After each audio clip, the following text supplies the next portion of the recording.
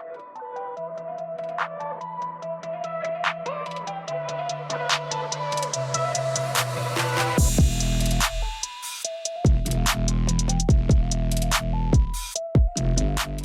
right. Well, show us what you got. All right. I think my dog wants an input too. She's growling again. She wants to be part of it.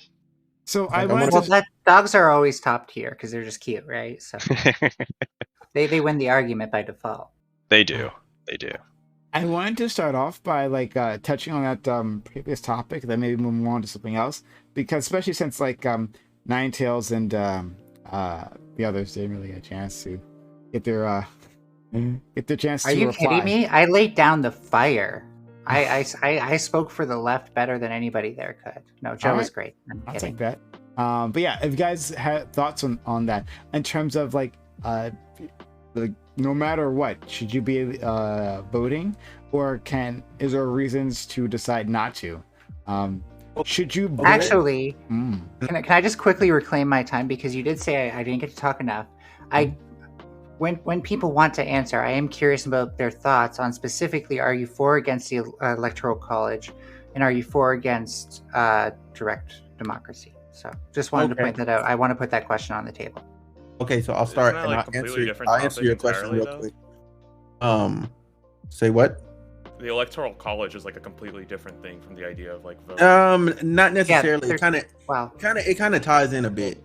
No, I think there's two completely different. Which I'm happy to talk about it. I just I'm just letting you know it's a complete sidetrack off what I think it frames the context for the things you say, so that we can have a better understanding where you're coming from. I agree with Ninetales, because for me, the Electoral College honestly shouldn't exist. It's something that worked for when it was around, but since people in this country can move around a lot better and they can represent themselves better than previously, because culturally there was such a divide between the South and the North that the Electoral College was kind of necessary to provide a little bit of balance. And now that balance isn't really necessary. You can kind of just say, hey, this person got the most votes by the American public. You win. Have at it. You're the president. And that be it. And that forces somebody to actually appease everyone, because you have states that are losing populations, such as California right now because it's so expensive, and then you have places that are gaining population like Texas and stuff. So thus, even just by the Electoral College, they're going to continuously go up, and other places are going to decrease. Now, to go back to the argument of just voting in general, I'm for people voting no matter what. However, there's this huge caveat here. I'm not for you just willy-nilly just voting for president just because this is your party. No. But I want people to go out there and vote, because there's a lot of laws and things that get passed on the ballot, and a lot of people aren't represented in those laws and stuff, because they're like, oh, that was passed, who voted on it? I didn't know that was a thing. I'm like, yeah, if you would have voted, you know what I'm saying? Or there's people that they're legendary for this. They will vote, they'll just do president, vice president, like a couple senators, whatever, and everything else down at the bottom, and all the other categories, they'll just skip them, and then they'll close out the ballot and be done. I'm like, that's not okay. Or they just go straight down, straight blue, straight red. I'm like, that's not good. Like, sometimes the blue person, I vote primarily Democrat, is a horrible human being. Like, it's probably better to vote red in that particular case, just because the blue person just happens to be a horrible human being. But that's just me. Okay. Who else wants to jump in?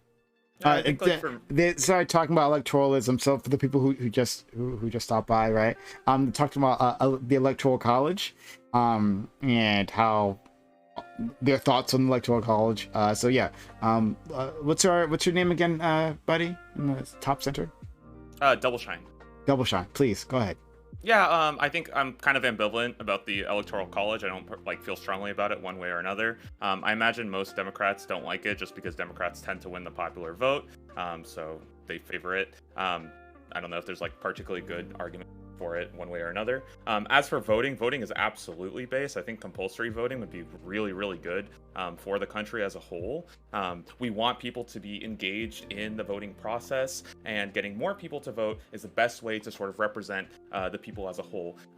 Earlier in the panel, we talked a lot about how constituents don't always represent the voters. That's absolutely not true. That's literally their job. That's how they win elections. That's how they get reelected.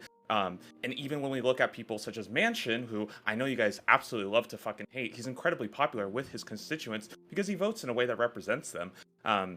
So yeah, I don't understand where this anti-voting is coming from. Kind of embarrassing to see so many people have such harsh disdain for it. I'm glad Joe is back because I know he's gonna have something to say about that. But let's let Nine Tails respond to that, and if other people want to jump in. Yeah, so there are definitely more arguments against the Electoral College than simply that the Democrats lose because of it.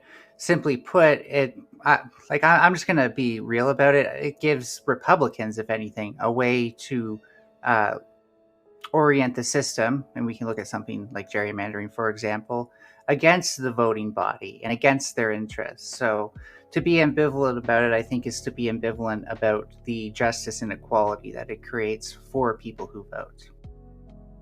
Okay. Yeah. Oh, Desperado.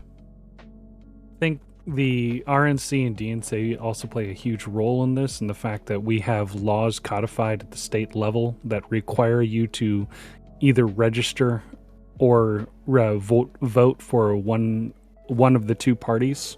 And I think that reform there would make voting a lot more palatable for the average voter than just having to register a month before you vote. You can't switch, you can't do anything, and I think these laws are just utter trash. I have a question for Sansel. What's Sansel? Well, thank you for coming through again. As always, dude, it's great to have you around. So now I'm gonna yell at you until all your ideas are shit. I love it. Let's go. But no. So, do you think that there could be a rational thought process behind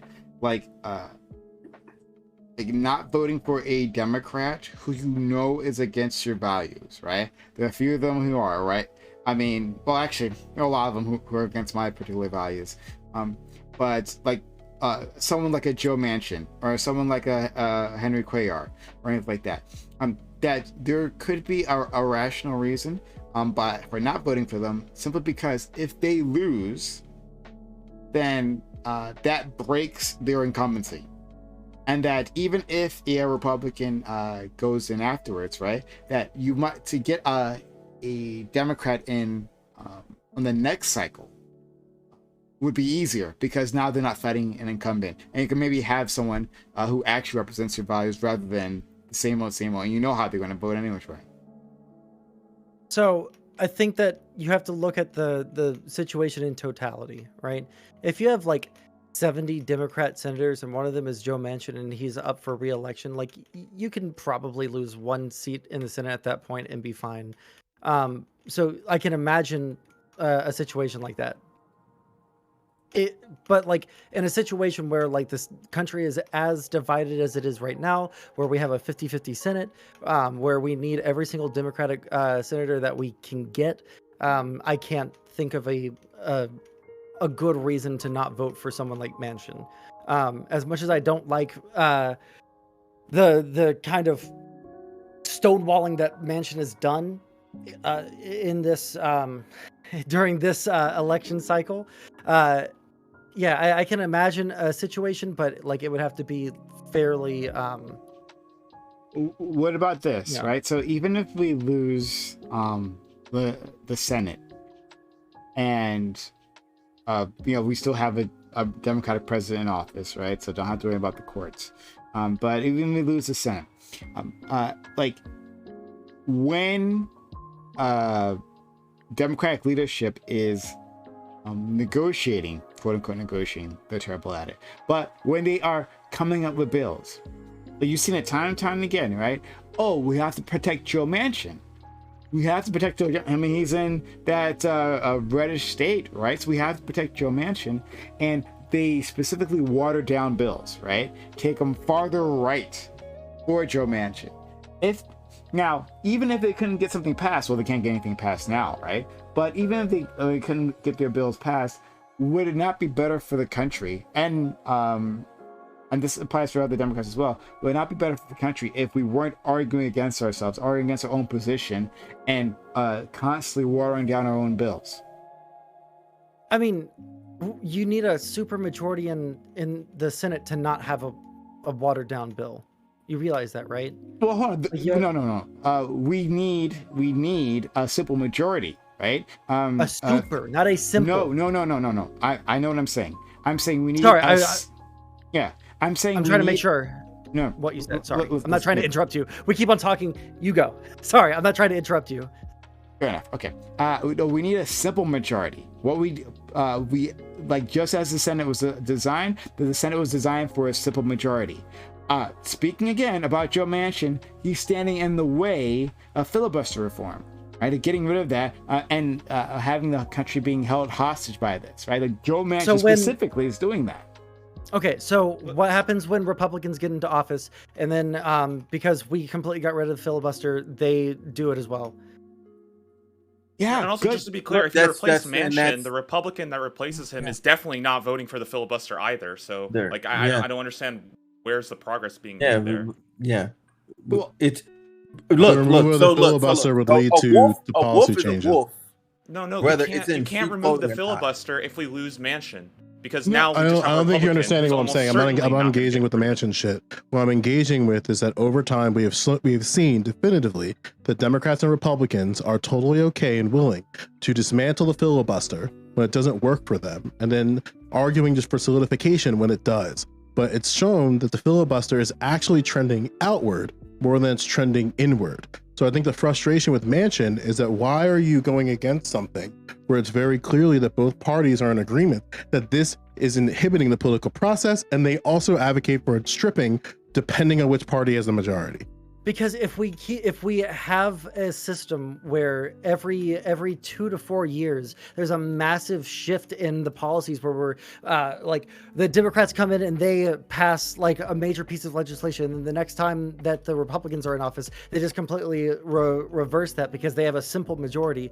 Like I think that it's probably like an okay thing to get like a supermajority in the Senate, or need a supermajority in the Senate to get major pieces of legislation passed. So let me help you out. Let me help you out here, bro. So listen.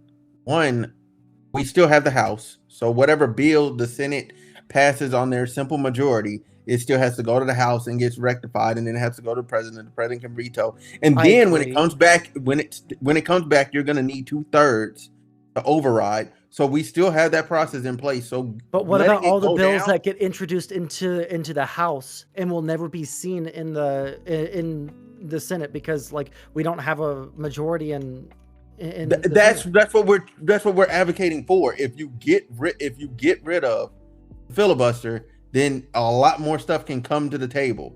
No. Hold on. No. It's not that.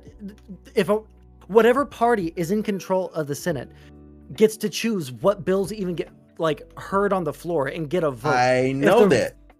Okay, so how would the filibuster allow those things to be brought to the floor if the Republicans hold the Senate?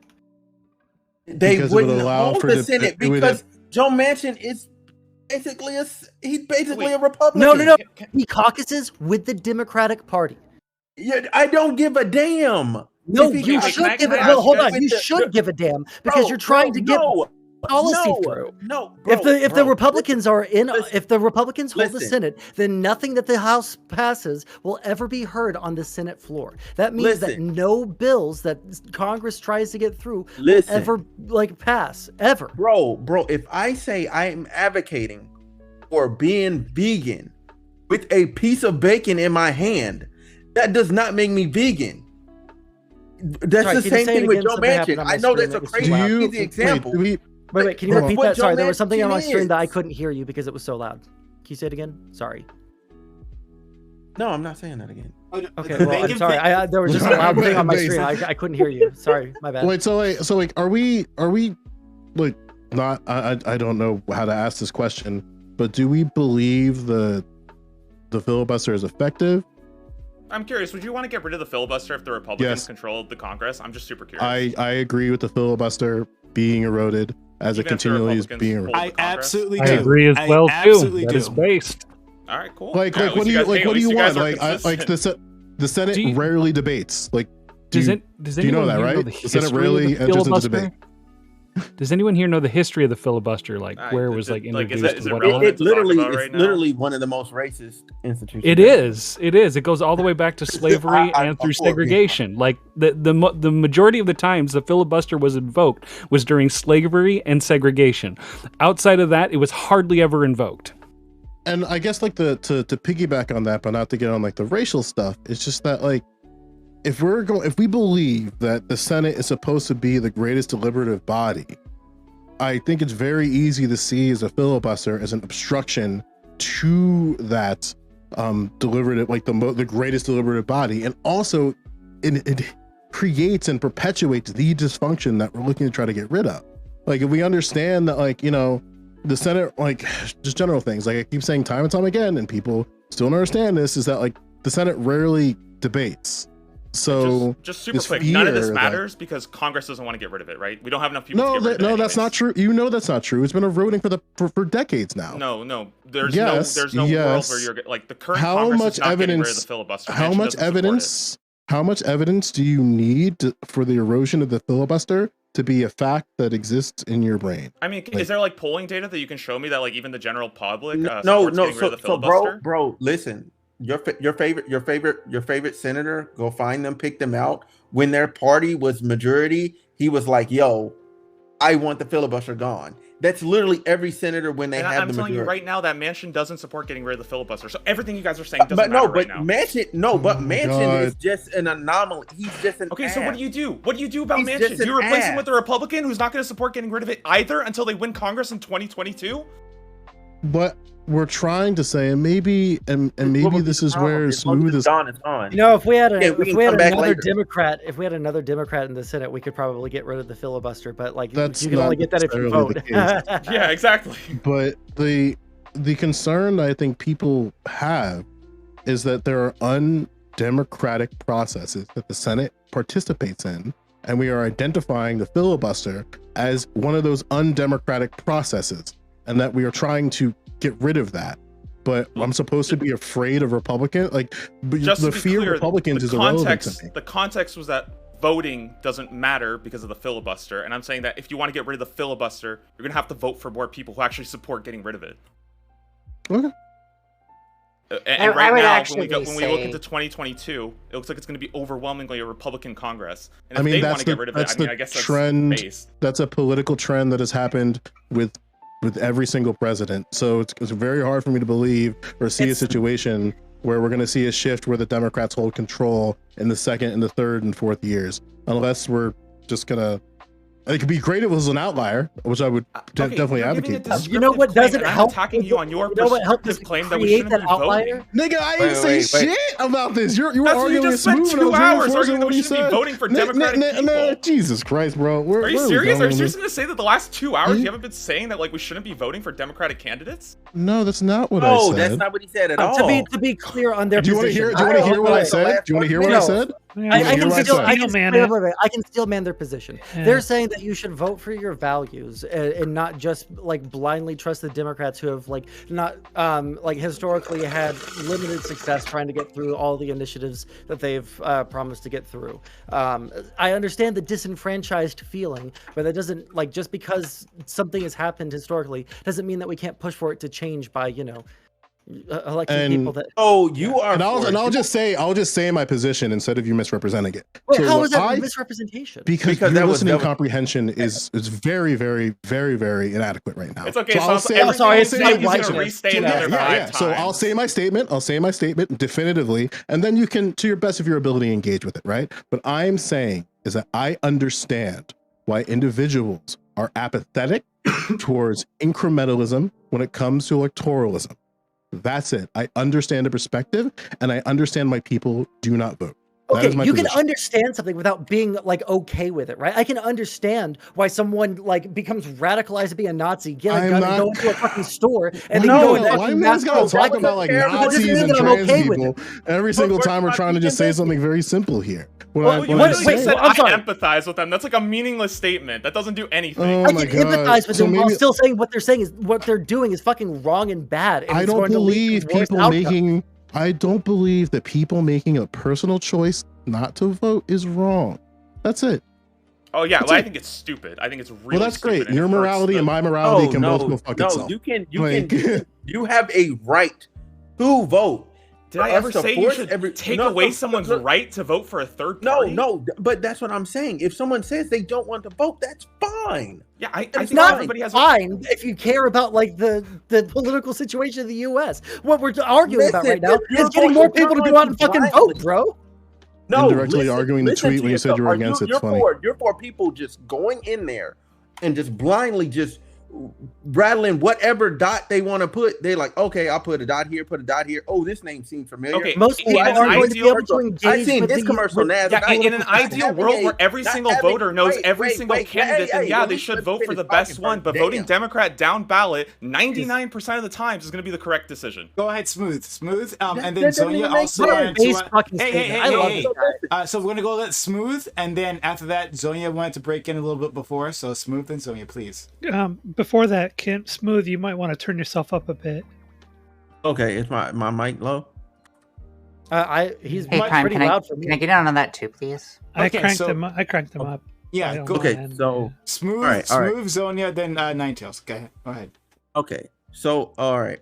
So my main sticking point is this: people blindly voting, just in general, if advocating for them to just go out and start voting is not necessarily good, because 9 out of 10 those people just vote off name recognition.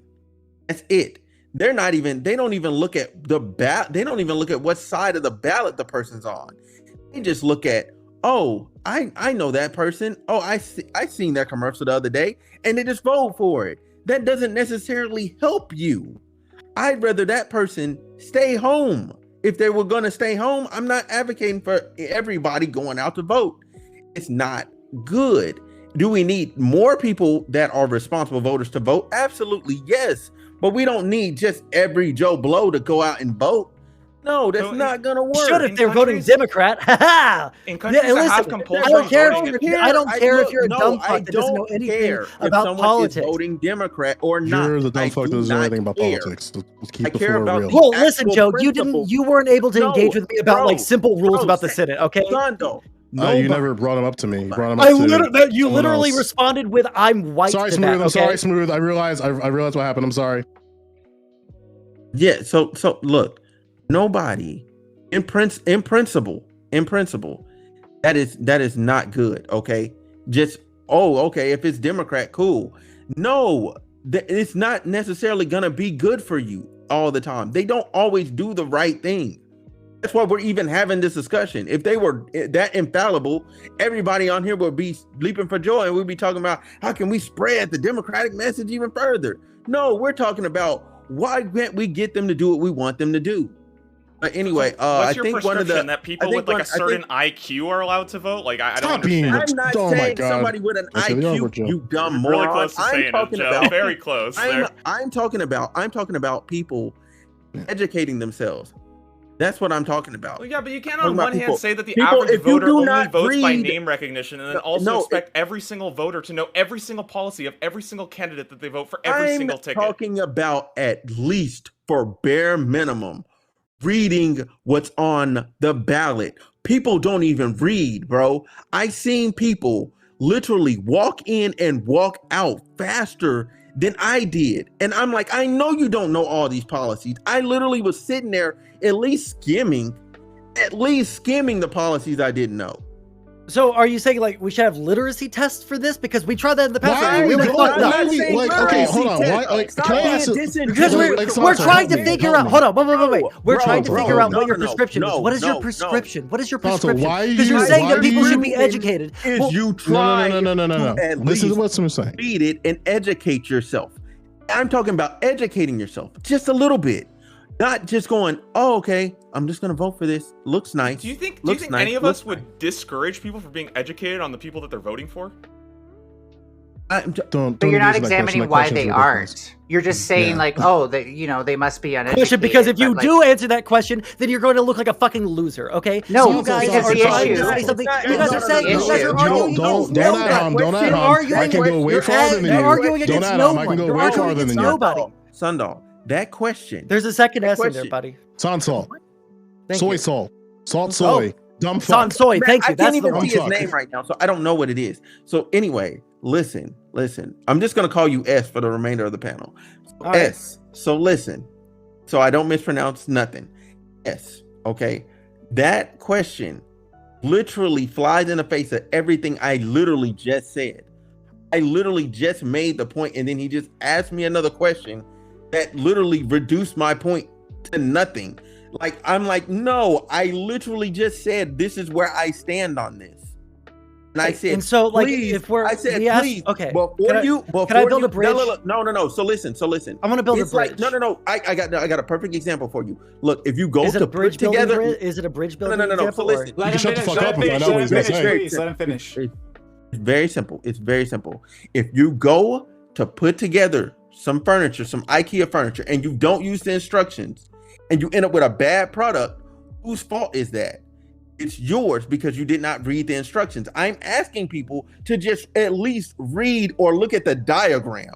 People aren't even doing that. They're just going in there, bubble, put this piece together, put that together, and then boom, we have the policies that we have. It's bad. So let's Really quick. So I'll say okay. So very you can quick, respond, but very then I short. definitely want to go to Zonia and Ninetails, who've been waiting quite patiently, and we don't. I want to go to the space this time rather than what happened in the last panel. So go ahead. Okay, so no one's going to sit here and argue against the idea that people should be educated about who they vote for, right? Like, nobody's going to do that. But I think that if someone doesn't have time to sit there and educate themselves on every single candidate, like knowing the general policies of the party that you're like voting down ballot for is, like, generally speaking, okay for like the majority of like federal elections. For local elections, a lot of these party affiliations mean literally fucking nothing. Okay, so I would agree. Yes, people should be able to like look at the candidates, know about them, and vote for them off of that. But that's not going to be what everybody is able to do. And that's why when he asked you, I think Double Shine asked you, like, what is your prescription? And you start saying, well, people need to be educated on on who they're voting for, right? Well, the prescription that you're giving there is that in order to vote, people should be educated on these topics or on these politicians, right? That's why I said the literacy test thing. Okay. That was a really So stupid thing to say. I gotta let in some other people. And we'll get back to you. So we're gonna go to Zonia. We'll go to Ninetails. After that, I'm sure my man Pyro Tyrant will have something to say. So I'll put him on the list. Go ahead, Zonia. Yeah. Sorry. Finishing swallowing food. Didn't know when you guys were going to be done. So I think we got a little sidetracked here because there's two miscommunications that I'm seeing. One is that I don't think Sonsol is asking for people to just blindly vote. I think he's asking for people to participate in the electoral process. And I think that Joe is being very, like, as mentioned earlier, he can understand why it is that there are people who don't see an option and won't participate in the electoral process because there isn't a good option. So it's a form of empathy, of understanding why it is that people do that. He's not necessarily advocating for it. He does advocate for people voting for their values, from what I've heard him say before, but also encourages involvement in the electoral process if you can find a candidate that represents you well enough, right?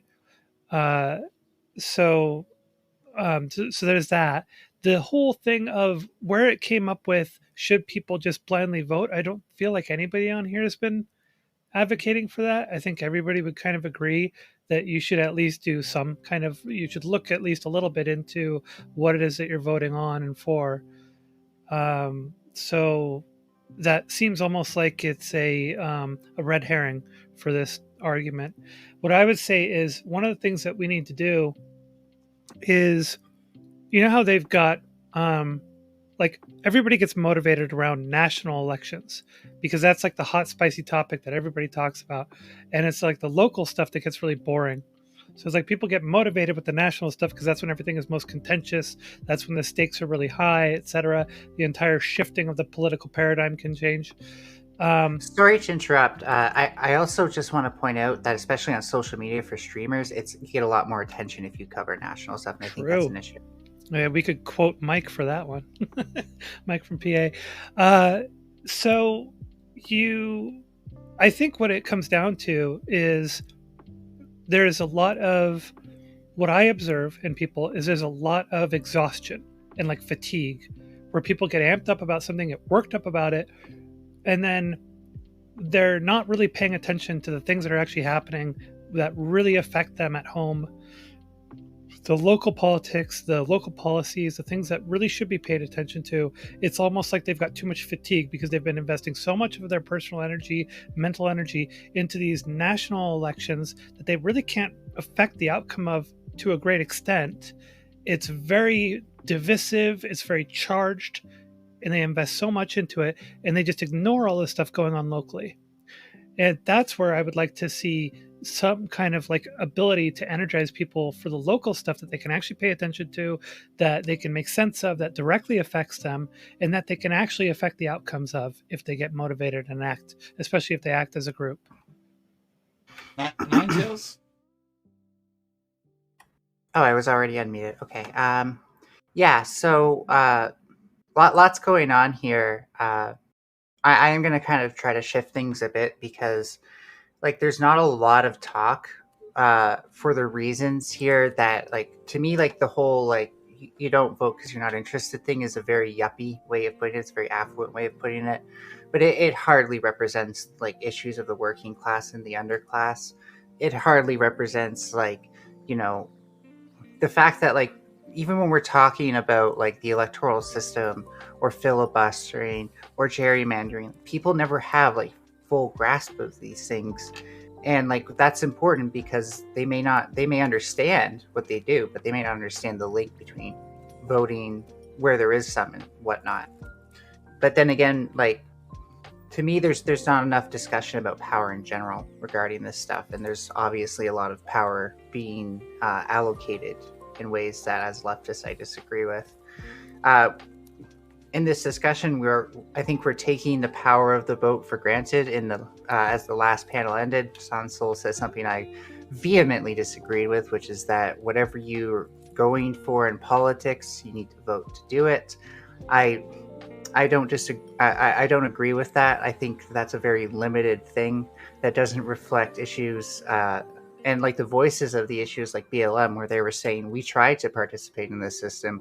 We tried to represent ourselves and get things to change since the Civil Liberties Act, and cops are still killing us in the streets while we're unarmed. So what the heck's going on? So I want us to avoid weaponized not getting the point here, because I think that's fundamentally why, like, for us sitting here who are trying to communicate politics and trying to think of ways to get people to vote, we really need to do a better job like advocating for them and making them feel like their issues are on the table as well if we actually want them to vote. How do we get them to feel like their issues are on the table if we're also saying that like voting is not like one of the most important things that we can do?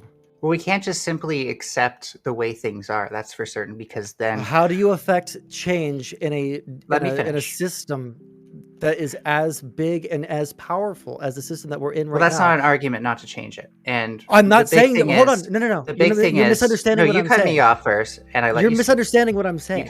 I'm saying that I reclaim my time. We cannot change the system without engaging the system. Nine Tails, reclaim your time. Go ahead. So the important thing is that when we keep on settling for the way things are, I think that's one of the most disenfranchising things for people who have been affected by the system. God damn it, Pyro! I wasn't gonna laugh, and then I saw you laughing. Fuck. Well, so I agree that like voter apathy is absolutely a huge problem, and you know what? I feel bad for a lot of these people, especially because a lot of them are young voters. And really, I blame people such as you, Ninetales, and such as you, Joe, who go and spread this bullshit to your audiences about, wow, shut the fuck up. We're just supposed to lie to them? We're just supposed to wait. So I want to make something very clear to you. I'll make something very clear to you, Double Shine. One election decides all of the civil issues while pretending that the Civil Rights Act hasn't massively changed civil rights across America. I'm sorry that you want accelerationism, but if you're going to take the entire American political system and elect Republican presidents because you so badly want your socialist revolution, get the fuck out of here. Double Shine. Can I tell you something? Motherfucker. Holy shit, I love this guy. Can I get in after Joe? Yeah, I want to make something very clear to you, Double Shine. My political platform on the internet is irrelevant. My advocacy outside. Yeah, it sure is. With opinions like yours. Yours is irrelevant too. We're all like, why are you taking this fucking streamer brain argument like you think we're like you're hot shit? You ain't hot shit. I don't think that I'm changing the world. Okay, I don't think I'm changing the world. I'm engaging with the reality of the world. Are you gonna shut the fuck up or are you gonna let me finish my point? You love to cut niggas off, so I'm trying to figure out where you're gonna stop doing it. Are you gonna stop doing it from 9? When you stop saying, you cut off my rant for like the entire time. I just want to know where it's gonna stop. I'm gonna keep on talking. I'm gonna keep on talking because here's the thing: all of us as streamers, especially streamers, we're fucking irrelevant. It's just a meta conversation. You're not even addressing any of the points. This idea that we're dangerous to audiences and that it's like you can go fuck yourself with that. Okay, so we're just LARPing. You can go fuck yourself with all that bullshit. We're streamers. Like Sansel and I and Ninetales to an extent enjoy it. We're streamers. What we say means fucking nothing. So the idea your policies are real, and you're just bullshitting for fun online. You don't know what my policies are because I never played any of them out. So how can you say that? Wait, can I ask a question? Okay, go ahead, my man Pyro, please. God bless America. God bless these open panels. I just want to ask one thing. Instead of playing armchair congressman where I theorize what policies I would enact if I get in charge, I want to go back to a very specific question that Ninetales really beautifully just like explained what we need to do and like how we need to figure out this issue. And then like Joe's question earlier in the panel hit back on this. How do we talk to these people that like, I get that Double Shine and Sansoy are like, yo, vote Democrat. Cool, I'm with that. You know, they align closer to my views. I can understand that. But like, the question still stands. How do I talk to the motherfuckers who just aren't, who are aligned with my values, but are just like, yo, the Democrats have let me down so many times. Fuck it, I might just vote third party. Cause like, I'm with you with your arguments and shit. I'm technically with you. But then like that question has just gotten browsed over because we want to, you know, think about the legislation first. First, we got to talk to the fucking voters.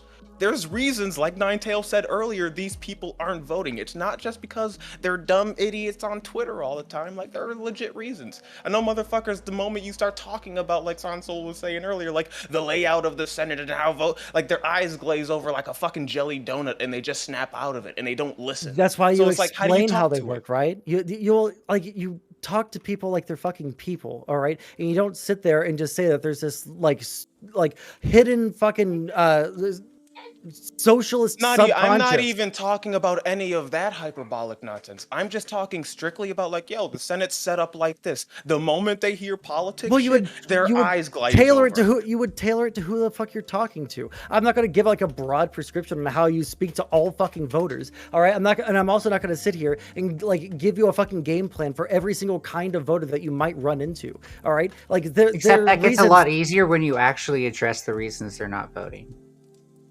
Well, no, I mean, one thing we can do is we can if you know, hold on, can I just say something really quick? If you know so much why people aren't voting, like, can you explain to me like why you were able to divine this and not any of the people that were trying to capture all these non-voting people, like fucking Bernie Sanders, like fucking Nina Turner, like all these progressives that weren't able to get elected to the positions that they wanted to get elected to, like, because they're not getting these non-voters to go out and vote. Most people that like go out and vote are like consistent voters. I'm sorry, right? Did you want me to answer you a question? Because like the reason that I'm so sure is because you've been the United States has been telling voters for like the past 50 years that everything's totally fine and this is the outcome we've got. And right now, you're suggesting we try the same thing. What do you mean, everybody? What do you mean? For the past 50 years, everyone's been saying that everything is totally fine. What world are you fucking living in?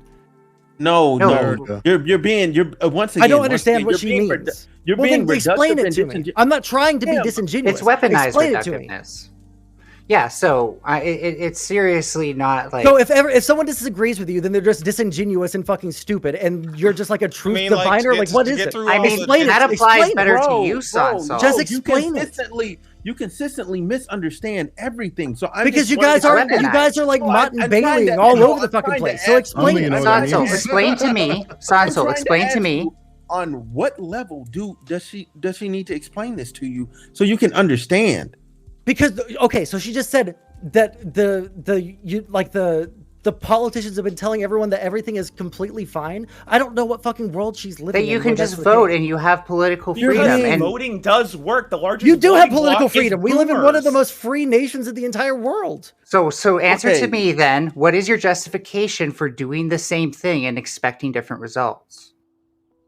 Okay, so the largest voting bloc in America is old geriatric boomers. They don't give a fuck about trans rights and shit, right? They want their social security and to not raise the price of their houses. When you guys make millennials and Gen Z apathetic towards voting when they're soon going to be the largest voting bloc in America, you're actually fucking the chances. Electoralism does work, and it's been working. It's just the people who you align with aren't voting. That's why it's not working. Oh, it's just the left, right? Okay, so no, that's it's super young cool. people who aren't voting. That's what it is. And in progressives, they're not popular. That's why they're not getting elected.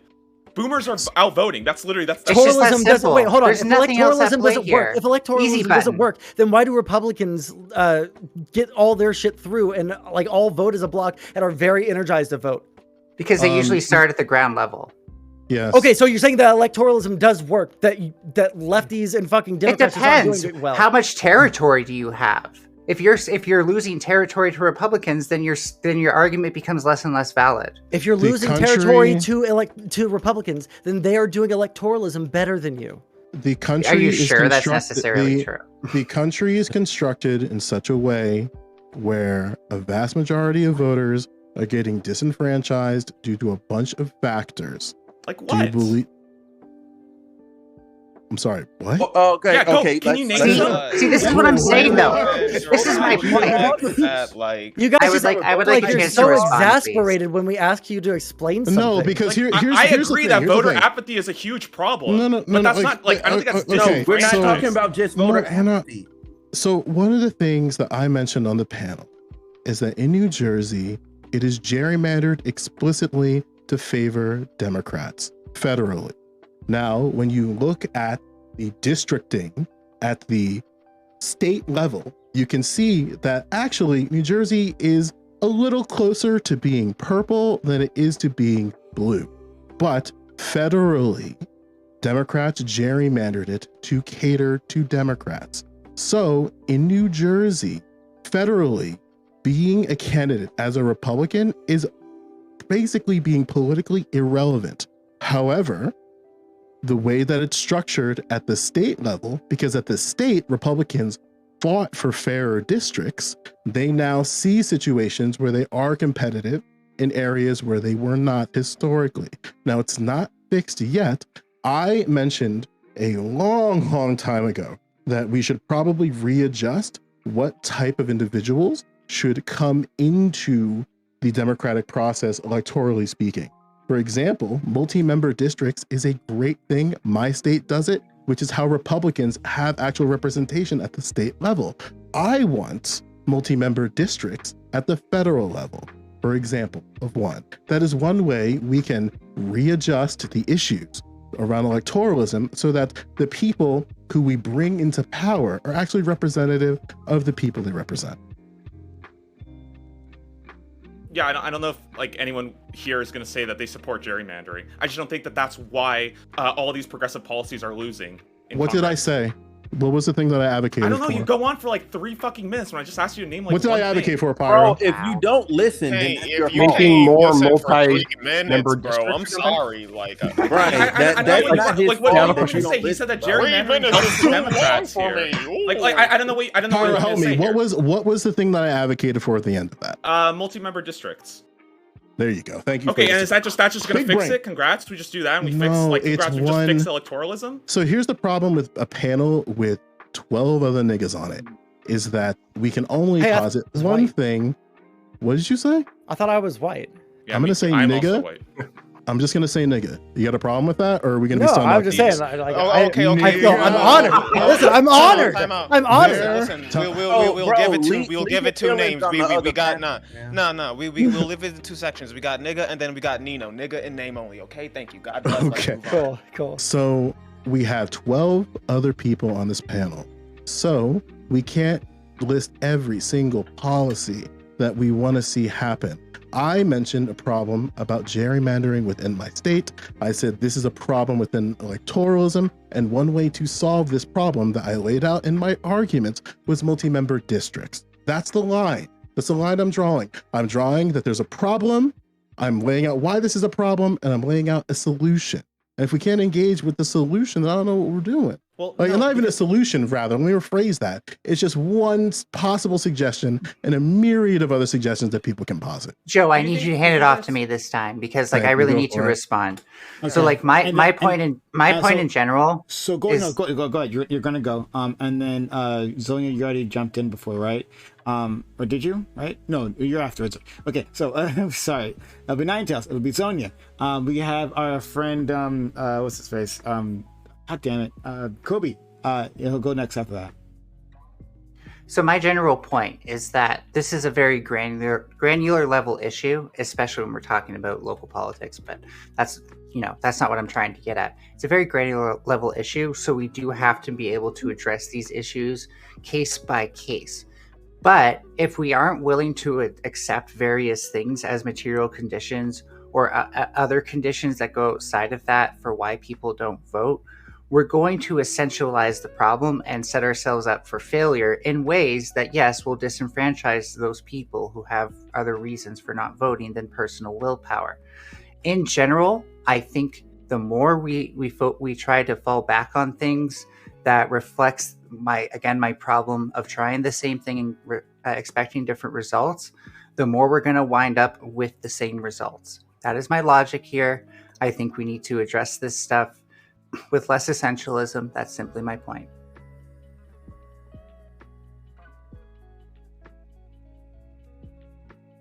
Go ahead. Me? There was an order. I'm not going to jump in. Honestly, Ninetales kind of covered what I was going to say, so I don't really have a lot to say there. And I've been kind of tuning in and out. I apologize for that. But I'll let someone else go. Thanks. Roby. What is up? I've been anxiously considering the prospects and the deep philosophies of electoralism all day, watching this wonderful discussion. And I guess all I got to ask is, it's Joe and some other people have said that we need to reimagine voting. And even if we start with your one suggestion, multi-member districts, kind of seems like step one would be getting a party into power that could actually change that and could do that, which seems like step one is engaging in electoralism. And I'm assuming that's probably the overall argument that a lot of the more pro-electoral side, Doubleshine and Sond are going to be making here, which is going to be no matter step one, even if you are very critical of electoralism, is you kind of got to play the game in order to be on the scoreboard. In defense of that side of thing, there have been other arguments made that don't rely on electoralism. It's just those are the things. Well, then I would have a second question then. It seems that probably both of you would 100% agree that America is very much designed to kind of keep the already powerful to as Joe likes to say, uphold the status quo. Going off of your argument, Ninetales, why do something that has failed before, bruh? Left wing community organized movements have really failed very hard in this country, and were really destroyed and very effectively broken up by the federal government. I'm going to turn the argument on to you. Why would it work? Why would it work now in the 20th century when the government has even more ability to surveil people, to track people, to do these kinds of things? Why would this non-electoralism work? I'm going to use your same argument against you. My optimism lies both in technology. I think with more communication than ever, it's more likely for something that didn't work before to work now, especially with the internet. We do need to change the way the left and politics in general happens on social media. And I think panel spaces are something we need to address. But in general, I think that there is fertile grounds to be seeded and sowed there. My general point, though, isn't simply to reject things because they're the old format. It's more so to question them and to come up with a justification for how they're not going to create the same issues again. Kobe fucking Bobby, what's up, man? Good to see you, brother. I'd also like to add on to Ninetales' points. Like, when it comes to like leftist community building, like one, even if they were to retry some of the old strategies, which you are correct, like in the early 20s and 1900s and shit, the government. Like, is that me or y'all? Government doing it again, I guess. Sorry, no, that was me. It was the fucking government. My bad. Yep, okay, yeah, no, I'm saying, like Kobe's right. In like the early days of shit, when motherfuckers tried like leftist community organizing, the government did like brutally shut them down. And like I do agree with like Ninetales and that, like 21st century, even if they were to retry some of those old strategies, I don't think that even at the extreme of what the government was able to do would be able to happen in the same way. Of course, I bank 100% on government and shit like that trying to like get its way in and collapse it from the inside. But so far as like overt outside destruction, such as like the 1920s and shit, where you had like the government just outright aiding these factories and like putting down protests and shit, like I don't think that will happen. And I'm going to put into and just really quick, I also just want to point out that like the fact that the system so aggressively would push against these things plausibly does to me represent an issue with like the actual ability for people to have options in the first place. And it could, that like if someone says like that's enough to disenfranchise with me, I'm not gonna lie, I empathize with them. The problem is like okay, hold on. I want to respond very quickly. I want to respond really quickly here. All I want to say is that can I finish my point super quick? Sure, that's fine. Okay, so I think we could talk about like that there are problems that like do disenfranchise people without dismissing all of electoralism. Which, by the way, when you suggest things like nobody's doing that, if you don't have no. To be quite clear, when you say that we shouldn't be voting for in like a general election for a Democratic candidate, I think you are dismissing electoralism. I never said that once. Yeah, she didn't. Nobody say that. even. I'm pretty sure that you have said that it is. You're okay really to bad vote at for listening, another Double party as Shine. a I'm just protest. calling it. You're bad at listening. You need to improve on it. Let me. You think that it's okay to vote for like a third party, which is essentially throwing your vote away. It was more than 3 minutes ago. So like it's so stupid. It's so stupid to act like there's this like perfect option, because that's not how elections work. You don't vote for a perfect candidate that fits all your values. There's a better and a worse decision, and it's juvenile to act like throwing away your vote is doing anything to help the process. But I don't understand. So you just want people to vote Democrat? Is that just like the thing? No, I want to vote. I want people to vote for like the most liberal agenda. That's what I think is better. Okay, and what we're trying to talk about, Democrat, whichever way you want to frame it, gotcha. So we're trying to talk about why third parties won't work. I have a question for Kobe though. Kobe and I haven't argued in over almost a year. I have a question for you, Kobe. I have a thought process. It's been a minute, so this might be fun. One of the frustrations that I have is the stigmatization of children and young adults understanding and participating in the social and political process. So something that I want is the destigmatization and the openness for not only students, but teachers to be allowed to have conversations about social and political issues as they relate to their field that they are in. So for example, in physical education, a conversation that you might want to have in this landscape that I'm talking about, and open discussion about this, by the way, are things like LGBTQ issues and things that are facing within at the local landscape and the federal landscape. Something that a music teacher might be able to explore is the political climate that music plays, how the political climate and music plays a relationship with each other, and having conversations about how different pieces of music are introduced and why they exist. Another example I could give in English, for example, in language arts, is how authors and illustrators, especially illustrators, have used drawings and their speech as a way to express their ideas and the connections with the real world. Is that something that, like, well, I guess what are your thoughts on that? I give a few examples, but those aren't beyond. Wonderful. I think is a fantastic example of a way that you can advocate for political change in raising a political consciousness that is not electoral. I completely and 100% agree with you. Just to piggyback off what you said, as a young person, I very much felt like a lot of like what I learned about art and stuff. It was like I always felt like great artists paint paintings of beautiful women because they want to express a beauty. And then I learned later that like, well, no, great artists paint paintings about things that interest them, and sometimes that is like politics. I totally agree with that. That educators and community members, whatever, church leaders, whatever, should make young people more known that they are political actors. And I think that we're seeing that more so with like the climate movement, a lot of the climate movement being very young, right? Yeah. And I think it's just to go again, kind of like to continue the bridge building.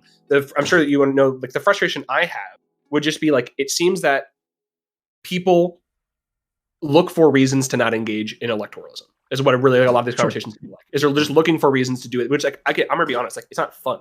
It's not fun finding a candidate that's probably going to be like 60% concessions on your part that you don't really feel 100% for. That's probably not going to be very responsive to you. There's not a lot there. But I think that it's like, it just is. I mean, I agree with a lot of your critiques of the way America is set up to hold power in the hands of people that already have power.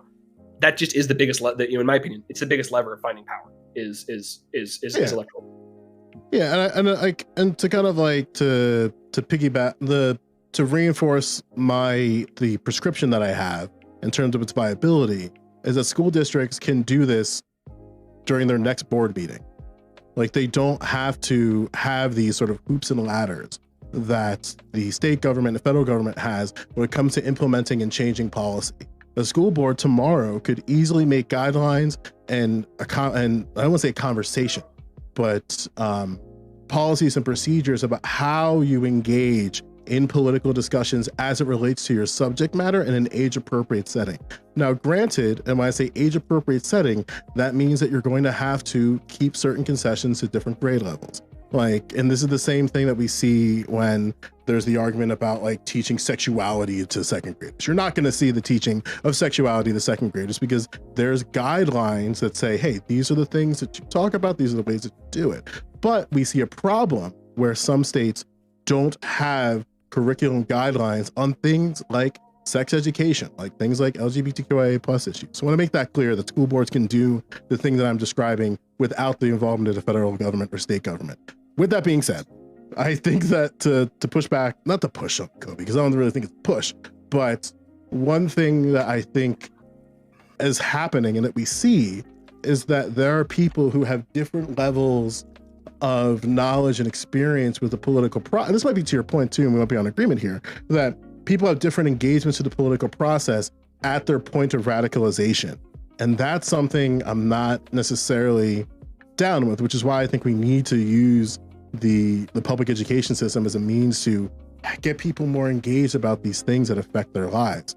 Because like, it's very, as we see it on panels, like we have people who like would not necessarily this panel will have it on this panel, but we see people who make certain arguments and they'll posit hypotheticals that were already decided by the courts. They'll argue certain policies that were already stricken down due to their constitutionality or lack thereof. I think that like lowering the thresholds of like, hey, it's out of the bottle. Social media exists. We're in a political world. It's always been a political world, but now we can clearly see it, you know?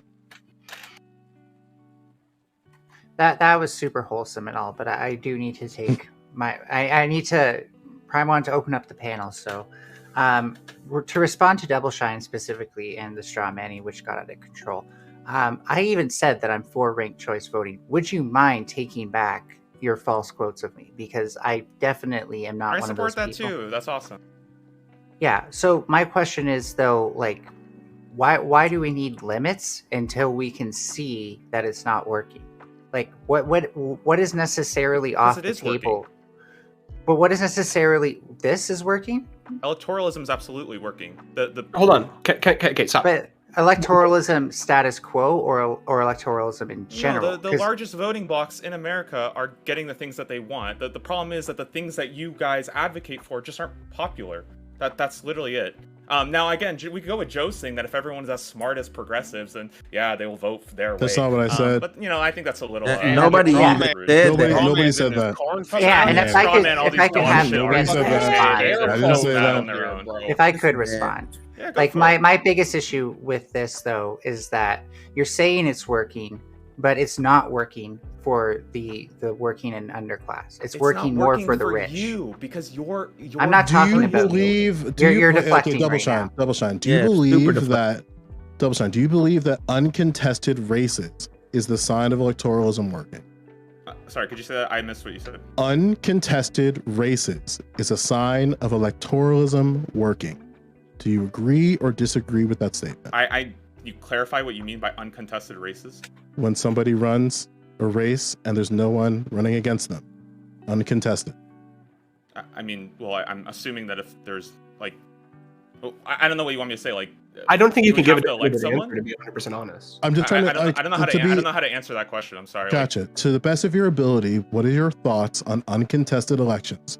Do you think that is good for electoralism? Do you think that's bad? Are you neutral? Like, what are your thoughts on that? What are your thoughts on uncontested elections? Because I don't know if you want me to say like we should just put someone up there. I think I just want to hear what your thoughts are. The idea of an uncontested race probably implies that there's no other candidate that's ready to challenge them. That's never going to win the majority if they're completely uncontested. It blows my mind to imagine like a district that like absolutely would have majority voted for a different candidate in an uncontested race. That just doesn't seem possible. You can provide an example, sure, but I think the problem here, though, Double Shine, is like when you're saying that electoralism is working, it's working for a it's not working for a lot of marginalized groups, and when you add all those marginalized groups up together, you'll find that they're no longer a minority, right? So if we take all the minority groups that struggle with representation, and I'm speaking specifically of America right now, I'm not speaking of the other countries that are represented here, you will find that in total, bringing them together, they actually make up a very large voting population. I agree. I absolutely agree. And that's why I would encourage them to vote, because they do represent a majority, and they can enact policy if they actually go to the voting booth. Sorry. But the problem is that they are distributed amongst other regions where they have a bit more dispersal and electoralism at the same time. It has this problem that a lot of people will sort of default. Those who feel comfortable with the status quo or good enough and feel like, well, they don't represent me to the best of their ability, but I'd rather not have those guys win, so I'm going to go with these guys, since they're the other majority party. And so they kind of just default, and that continues the cycle of just allowing these same two parties to be in power, continually underrepresenting all of these different other marginalized groups that, when added together, would actually be a very large portion of the voting population. Right. I want to ask the party can adopt policies respond that represent those minority groups, right? I think that in the case of things like immigrants, Democrats are really good at doing policies for that. Republicans, on the other hand, they could actually win a lot of like the Hispanic vote. No, they're actually not racist. Democrats still haven't reunified families that were displaced from policies. Overall, you can't deny the fact that sometimes they're better at it, like under Obama. Can I please have my chance to respond? Okay, all right, sorry, we got it home. We got a lot of people. Okay, so we're not gonna be able to respond to every single thing. But don't worry, we're gonna get back to you, right? So I just gotta hit some people up, right? So we're gonna let Kobe. Why am I blanking on your name? I don't know why. I love you, Kobe. I'm gonna let Kobe jump in. Who else hadn't talked in a while? Smooth, did you want to say anything? Anyone else? Desperado? Okay. We'll try that, and then we'll move on from there. And Dan, all right, okay. I think hopefully I'll be quick. Okay, I think that something that we need to be remembering is like the question that we're asking is almost more important than the answer that we're looking for, right? If you're asking, is electoralism working? Well, obviously, for who? Is electoralism working as I guess like its intended stated purpose? I guess you can argue against it, but I would say generally yes. I guess unless you want to have an argument whether the rich control politics or whether or not there's a corruption or whatever. But if the question you're asking is electoralism accurately representing the opinions of minority groups. But that's a different question. And I think that we need to recognize that we're kind of like, we are not just the opinions of, the needs of. The needs, sure, needs, whatever. Sorry, I'm sure you would agree, Donia. Specific. But you would agree with me. That's a different question than is electoralism working what it's set up to do. And that's why I rephrased it. 100%. But I think that's like, who is it working for? This is something that I notice like all the time, which is people seem to be, and I don't really know how to square the circle. So I'm trying to be like, I'm sympathetic to the other side. But people critiquing systems for things that system is not in itself attempting to solve. Many times, environmentalists will critique socialists and communists. And I don't really understand. Well, I guess I understand it, but I guess like at the end of the day, a socialist or a communist is most worried about the workers and the means of, and the workers and them getting them getting a fair treatment and them getting to be able to decide how the means of production in society is run. It is not necessarily how the society works with nature. Right? Electoralism is not necessarily designed, and especially our democracy is not necessarily designed to make sure that every little group has, its needs met. It's designed to represent the interest of the people that vote for candidates, and that happens it's almost too good at that. It can happen where you can have like micro minorities in places that have tons of power because they vote like crazy, and everybody in that community votes. So that's what I'm saying. Like, remember, what question are you asking? And what is the intended purpose of the system you are critiquing? That's what I'm saying. All right, Smooth Desperado, and then Dan.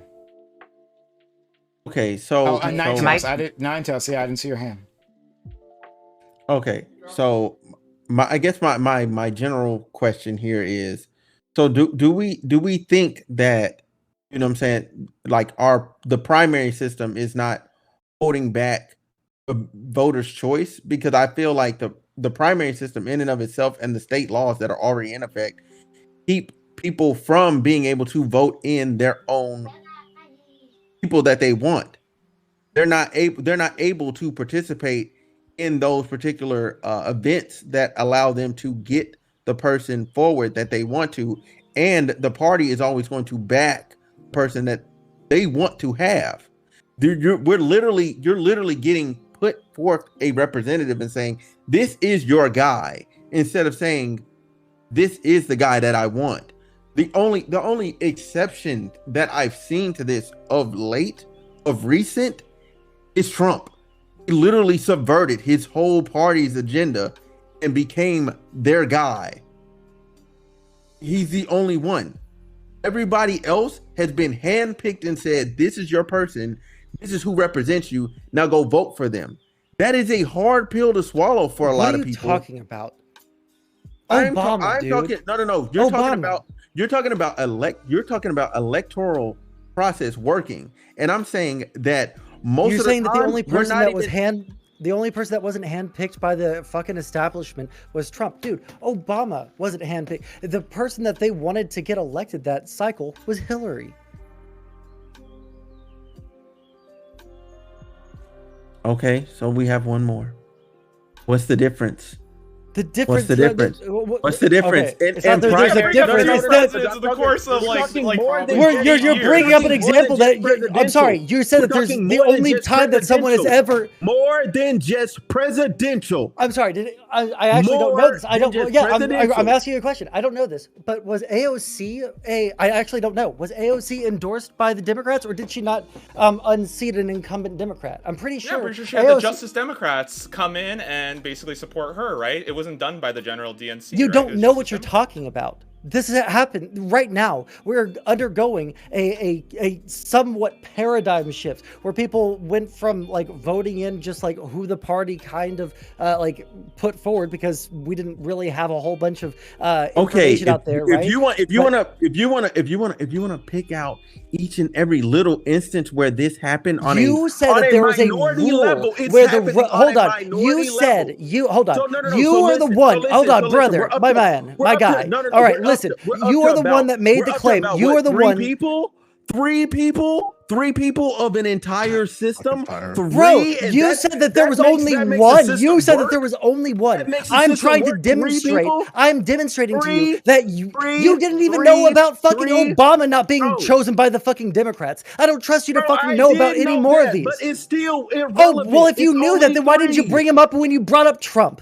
because he doesn't. You're fucking repeating matter. someone else's talking Doesn't points. fucking You don't know. matter. You're just He regurgitating doesn't shit. You don't know. matter. Oh, it He does doesn't- matter because your entire doesn't- point hinges he on the fact that doesn't matter. the system He doesn't perpetuates matter. itself. He doesn't Where matter. oh, okay, Bro, so if it doesn't you matter. have It doesn't matter when it's no, inconvenient. no, It if doesn't you matter have when it's 1,000 inconvenient to cases- your Okay, point. Got it, buddy. 1,000 Okay. cases or something. Wait, no, Okay. Prime, please don't stop the music. Let it go. Five Wait, seconds listen. I just response. want him. I want him to. I want to was a understand thought. why it doesn't. Why I want it. I want him to explain. Let him explain. Let him explain why it doesn't matter when it goes against his point, but it does matter when it is in favor of his point. Explain. to me Because that. I'm talking I have a about 5-second by and response. large. I'm talking about by and large. By and large. To cherry pick just different little examples. I gave one example. Can you think I of a was possible? I Can you said, give oh, I another? said, oh, No, yeah, you Trump- didn't Trump say is one a guy. example. You said the Okay. only example. Okay, Okay. all right, So number. okay. Okay. Hey, have a hey, 5-second hey, response, Please let me Hey, say one whoa, thing. of knock it off. late, Yo, as of everyone late. shut up. Now, thank you. Great. So, Five look, seconds. we have, sorry, hold on. Everyone stop. Thank you. Desperado Sensei has been waiting forever. He hasn't said literally anything, all right? We're going to go to Desperado Sensei. We're going to go to Dan, and we're going to go to Zone, sorry, excuse me, Nine Tails. I did it again. Holy shit. I'm a racist. So let's go to, Desperado Sensei. I think that there's a criticism that could be made to electoralism in the sense kind of like you would take with was it public transit. In the sense, if you had a public transit that services maybe 40 to 50% of the people inside of a city, people could say, yeah, it's working. But it's not necessarily working for everybody inside the city. There could be factors that are keeping people from being able to use that public transportation system, as well as like the system not necessarily even going to those communities. So in the same way, electoralism is working the same way. Yeah, you can say, yeah, it works. It works. Every election cycle, we get a candidate. Yay, it worked. So, but it's not necessarily working to the best ability for all the communities that want to use it. To be clear, when I say it's working, I'm saying it's representing the majority. So I think it's a little silly for you to bring up this idea of like 40%, because that's obviously not the majority. And if there was another, How many mode of people don't vote in transportation- the United States? Do you think I More would than the advocate people- for not voting? That's exactly my purpose here, is to advocate for people to vote. Because if Right. all those 80 million voted for all these awesome policies that you guys advocate for, they would be blown out of the water every single primary. We don't even have to get to the general election. Right. But the bus don't go there. That's why I'm advocating for them to go vote for their candidates. That- Not throw that- them So away on you're nothing. you're advocating them to walk 3 miles or 3 hours Okay, to the hold on. bus stop, get on the I'm bus. going to reference something Joe pointed out earlier. A lot of time on this podcast, we go over like problems that people have already solved. Dog, you have not lived in a poor area. If you live in a poor area, every time I learn election season, you get a little thing in the mail that lets you do Uber or a car thing to a rideshare. I'm It is- sorry, what the? But it hasn't No, solved that's- it. that is- Wait, that wait, does not time out, exist. time out, I live in time out, California. time out. I live in California. Hold on. Well, Kobe, I just gotta ask, what the fuck are you talking about, bro? Grew up in Buffalo, born and raised all my life, poor areas. There's no, like, you get a thing in the mail that reminds you it's voting season, but if your fucking voting thing is like 3 miles away, like Desperado was saying, and you don't have a car, like, you know, you just gotta fucking walk, or you either get the fucking bus. Like, However, something to Kobe's point, because I will say that a portion of what he said is true, but I think he also agrees with this in that there are certain communities that have different type of ride services to polling places, and some companies have heeded that call. However, the thing that I think that Kobe might want, and something that I want, which this really sucks because I fucking hate these companies, is that there should be some type of collaboration with rideshare companies and local municipalities in understanding that, hey, this is an issue. Transportation to polling places is an issue. So we're going to use this for now, maybe it's forever, but as a means to make sure that more people vote. For example, in my old township, there is that rideshare service, but that is an explicit deal between the local taxi service and the municipal government. So they cut a deal where they pay a lump sum. Well, the government pays a lump sum to this company, and they provide ride sharing for free for as long as the electoral process is for in-person voting. And also specifically, you want to return your ballot. So what happens is when you take this taxi, you show that, hey, I'm going to vote, and then they're not going to charge you to where you're going to go in terms of like the polling place itself. And they also provide a ride back for free as well. I just want one other point here. Can we not pretend that the reason that tons of people, like a third of registered voters or people that could vote, don't vote? It's not because they can't get to a polling place. It's because they don't want to vote. That is the biggest number one reason. I agree that there are grannies that can't walk 3 miles. Double Shine agrees that. I agree that there are places that don't have ride service. Everyone agrees that. We all agree that universally. The number one reason. What ballots got mailed out to every single person last election, right? So it's not even like. So if I look at some of them got voided. Some of them got voided decrease because times of and polling if I look at places. polls, Was that a huge amount of you- people that you got li- voided? But if I Limit look the at number of my polling township- locations, my you decrease the township- hours, and you say now people, they just don't want to vote. My Yeah, township there's tons voided of people about that don't. 30% of the ballots in the last election cycle, and they acknowledge that as a problem. So now they have a special committee right now as to why so many ballots were voided in my township. So they saw also a problem, like and now Kobe, they I have a rectified that serious problem? question. No, they I didn't need to ask rectify that problem. They're still researching it. Are you I thought listening you to what just I'm said they saying? created a Bro? committee to They address created the a committee. They created a committee to solve the problem. Why is over 30% of the ballots in the most recent election considered voided? And they were voided for a bunch of reasons. And now they're working to solve the problem. But the issue is that they had to do it at the same time while still having the election process, which is frustrating a lot of people. So much so that they're advocating to push back our election cycle to the point where our elections will be delayed in such a way till after the completion of this process. But the problem is we still interact with federal politics. So we can't just move certain things. They were able to move certain ballot things that are within the township. So they were able to move those dates, but then those are all going to be a bunch of special elections, and they don't want to continue this. They basically want the committee to happen and go as fast as possible because there's time on the clock, and that requires resources, some of which are going to require for taxpayers. But unfortunately, that right now we're fighting the tax burden because a lot of people in my township are saying, no, we don't want to pay the tax burden for this thing and this voter fraud commission type shit. And it's like, come on, man, like we're trying to make sure people vote. Okay, all right, okay. So, Desperado, do you have anything else? We got to go Dan, and then we got to go to Ninetails. I was just going to say, I mean, if you are in a specific district or a state in which they've closed polling stations, and you know that you're going to have to wait outside in line for 7 hours, do you think that might be a reason why somebody does not want to vote? Or they have changed the laws in a way that if you are standing outside there for 7 hours in the heat, or in the cold or whatnot, and the state no longer allows you to hand out water to people, that might be a deterring factor into voting. Yeah, Obviously. nobody would disagree with that. Let's go to Dan. Yeah, I understand too much of everyone here that the amount of people voting is for sure an issue, and to which then not enough people are exactly represented, or at least their true values represented in Congress, Senate, and even the president. However, I would think entirely to the issue, this problem has been around way longer than just like in the last 20 years.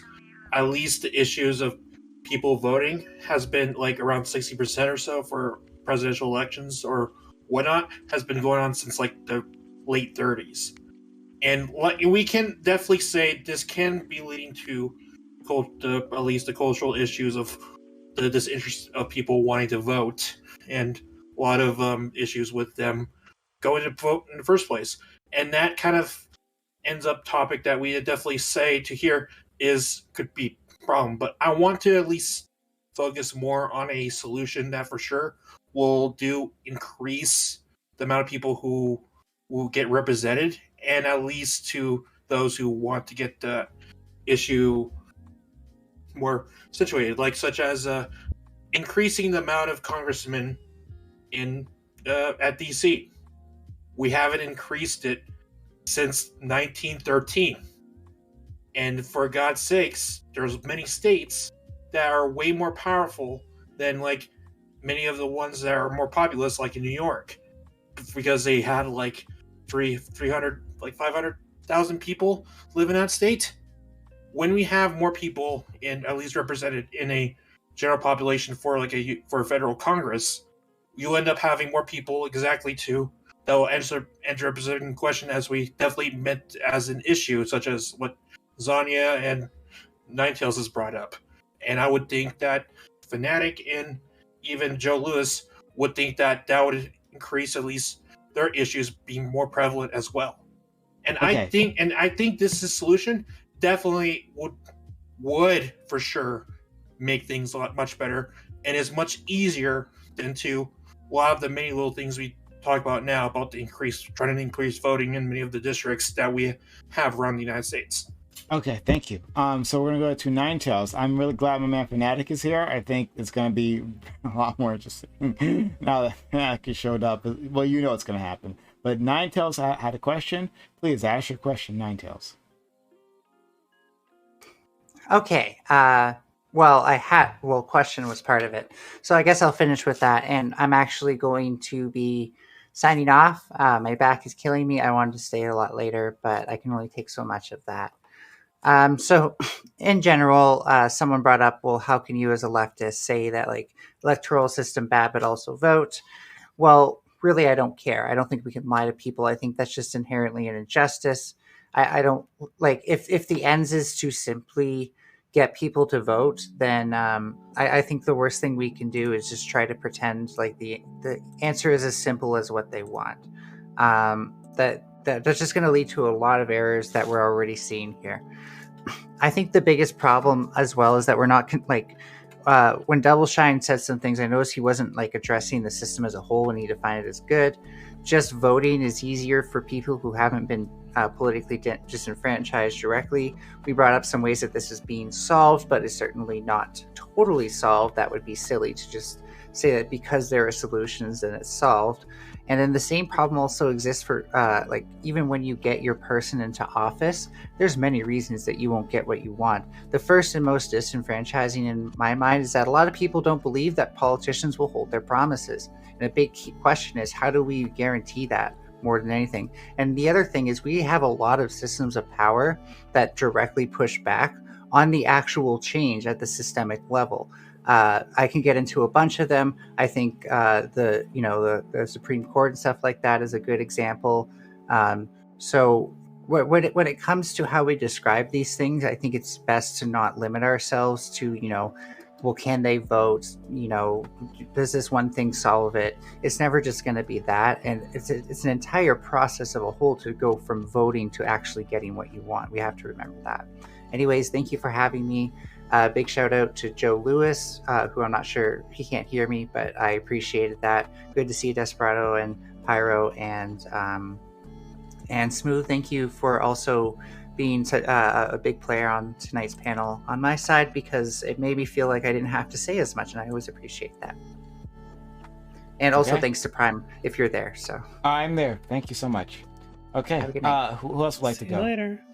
Oh, wait, I want to leave too, so I'm ready to do this right now. Okay, something that keeps happening here. I was talking about this in DMs with Mr. Sansoy. Okay, something that's called I've learned about this term, the trolls truism. Okay, the trolls truism.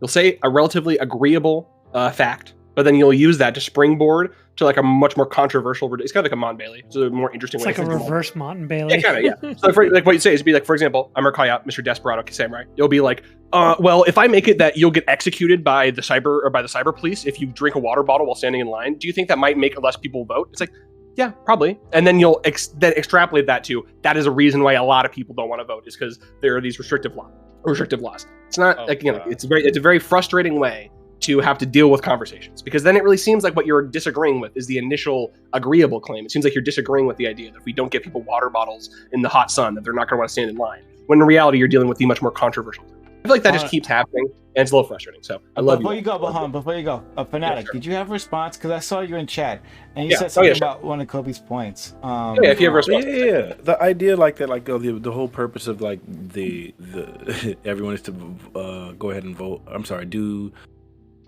basically do the will of the voters. And it sounds like good on paper until you start looking into the fact that there are like so many different things that we specifically like pretty much have universal acceptance of in this country, right? Like really, really heavily popular things that just won't get passed. One of those is paid maternity leave. Almost everybody wants that. Like they want that to be like universal and federal, but it still hasn't happened. Everybody wants government tuition-free colleges. Government funding for childcare, right? Everyone wants those things. And like we've had different people talking about it. These things are wildly popular, but the skin still hasn't been passing. Minimum wage increase. That has been talked about everywhere. Now, I know everybody who's actually talking about these things, economists will tell you all day, there are some negative ramifications from minimum wage increase. Doesn't stop everybody from wanting it, and it's still not passing. Tuition-free state and public colleges. The fourth one that's incredibly popular. Not as popular as the previous three, but still wildly popular, and so on and so forth. So we can see God knows how many different times that we've talked about these things that people actually want, and them not being able to get it. Then, okay, so that's like, those are all race-neutral things. If you want to start talking about like race-specific things like reparations, which are wildly popular with black folks, but yet that's still not going to be passed, and it's still not even really going to be championed by our by the Democrat Party. So then by the time you're done, I can say that I don't think, like, yes, they're doing the gerrymandering thing. Yes, they close a bunch of the polling stations and things like that, and they do all of these things to disenfranchise people. But in reality, I don't think that very often they're trying to just do the will of the people. I think they get elected, and then the only time they're ever interested in doing the will of the people is during election cycles. Like, outside of that, they don't care because they don't have to. Okay, really quick. But I want to respond because that was to me. Or that was to me. I want to respond. Okay. So what my response to this would be like, it is true that many of those things you said are broadly popular. And if we do popular surveys, that's true. But again, that popular surveys is not who vote. People who voting blocks vote. And that is who representatives listen to. Also, marijuana is broad. Please let me finish. All those things, marijuana, pay maternity leave, those are all popular, but they're popular amongst like 20-year-olds that don't vote. Like marijuana, example of this, right? In California, tons of people support gay marriage. We didn't pass it in a thing and the biggest group was because majority conservative places and a lot of majority black communities didn't support gay marriage. Because that's how it works. It doesn't matter that 60% of Californians in California, it was Prop 8. It was Prop 8, and it was 50, and it was 50, and it was 51%. What do you mean, like the majority? Yeah, 51%. National polls, and it's not. And hold on. 58%. You can't look at a national poll and hold on. I don't feel that it's a matter of. I don't.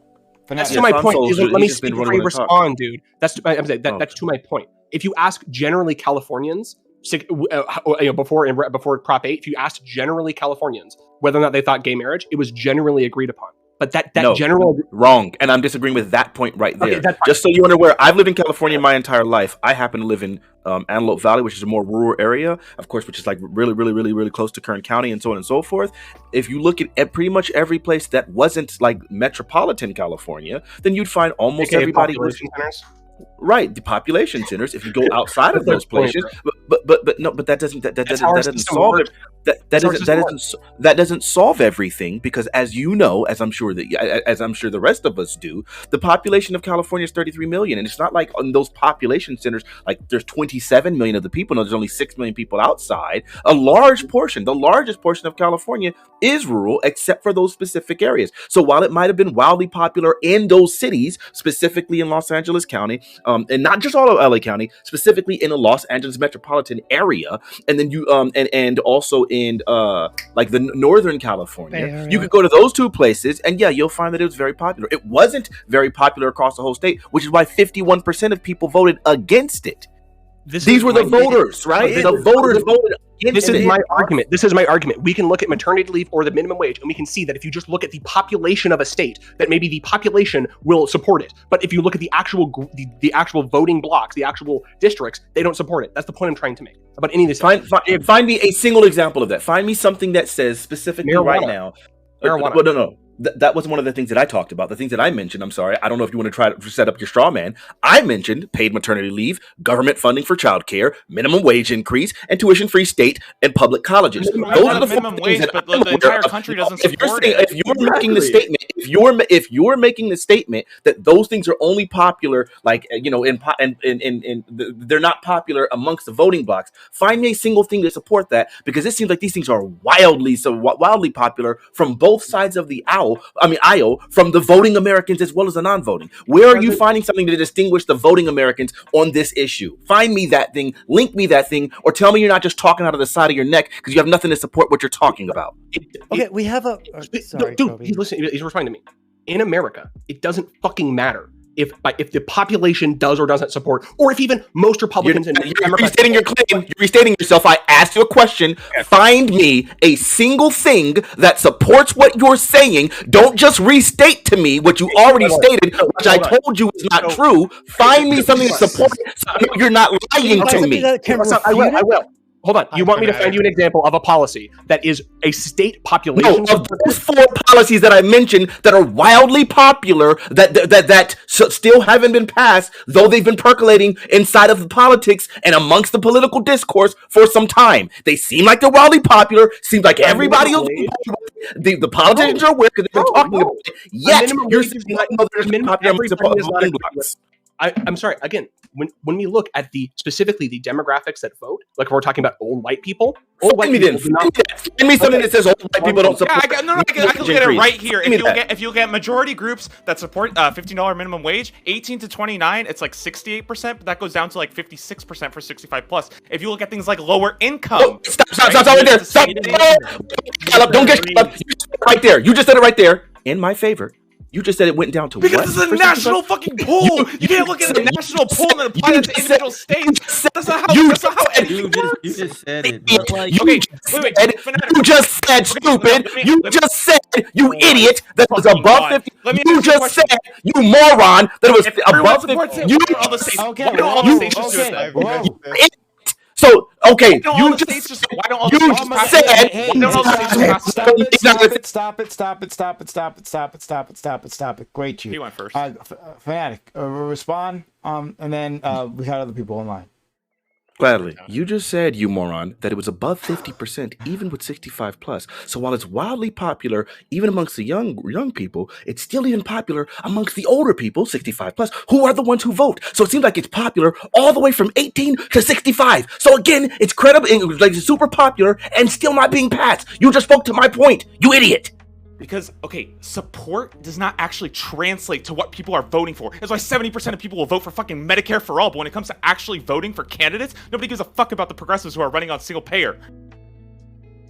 Well, I mean, to Fanatic. So clear to you? Again, that's to my point. So my point being, my point. So you're gonna start talking again, you idiot. My point being that it seems like it makes all the sense in the world why you'd get so many people who would stop voting if you recognize all of the things that you're popular for and the candidates that you actually know that would support them aren't able to win, and you know that these things are incredibly popular against all the population, and still none of the candidates who are actually being elected are willing to even vote. I mean, are willing to push it. So then it would be disenfranchising because your needs and your desires aren't being represented, and you know that these desires are pervasive, and obviously they're still not counting. That's exactly why people stop voting. Yeah, we can boil down. So you're speaking of my point again. Wow. Okay, I'm glad you proved me right. Next, idiot. Okay. All right. It's weird because I'll say like 3 words and then he'll interrupt me, call me an idiot, and then get mad at me when I raise my voice back. It's like so stupid. But like whatever. Nigga, you raise your voice first. Shut your mouth. You don't have any statistics to back your stuff. Okay, fuck off. Have you tried not being an idiot? Okay. Like Jesus Christ. Like Medicare for all would be across the entire country if any of these dumb statistics that you're pulling actually make sense. Yeah, I haven't talked about Medicare for all. You're already playing into this bullshit. Is that all he said was it's popular to raise the minimum wage, and he went to $15. So you're already just going to what the Democrats want. The majority of people in the country would want a raise in minimum wage. They argue about the amount. But you, playing into it, go to a specific amount that now makes it contentious. The same with you went to Medicare for all. The majority of people in the country want cheaper health care. They agree on this. They may not agree on Medicare for all. But you go to Medicare for all in order to make the point that this is a contentious thing, that people in the country want cheaper health care. Most of the people in the country don't even know what Medicare for all is. That's not. But they still dislike it. That doesn't mean they don't want cheaper health care.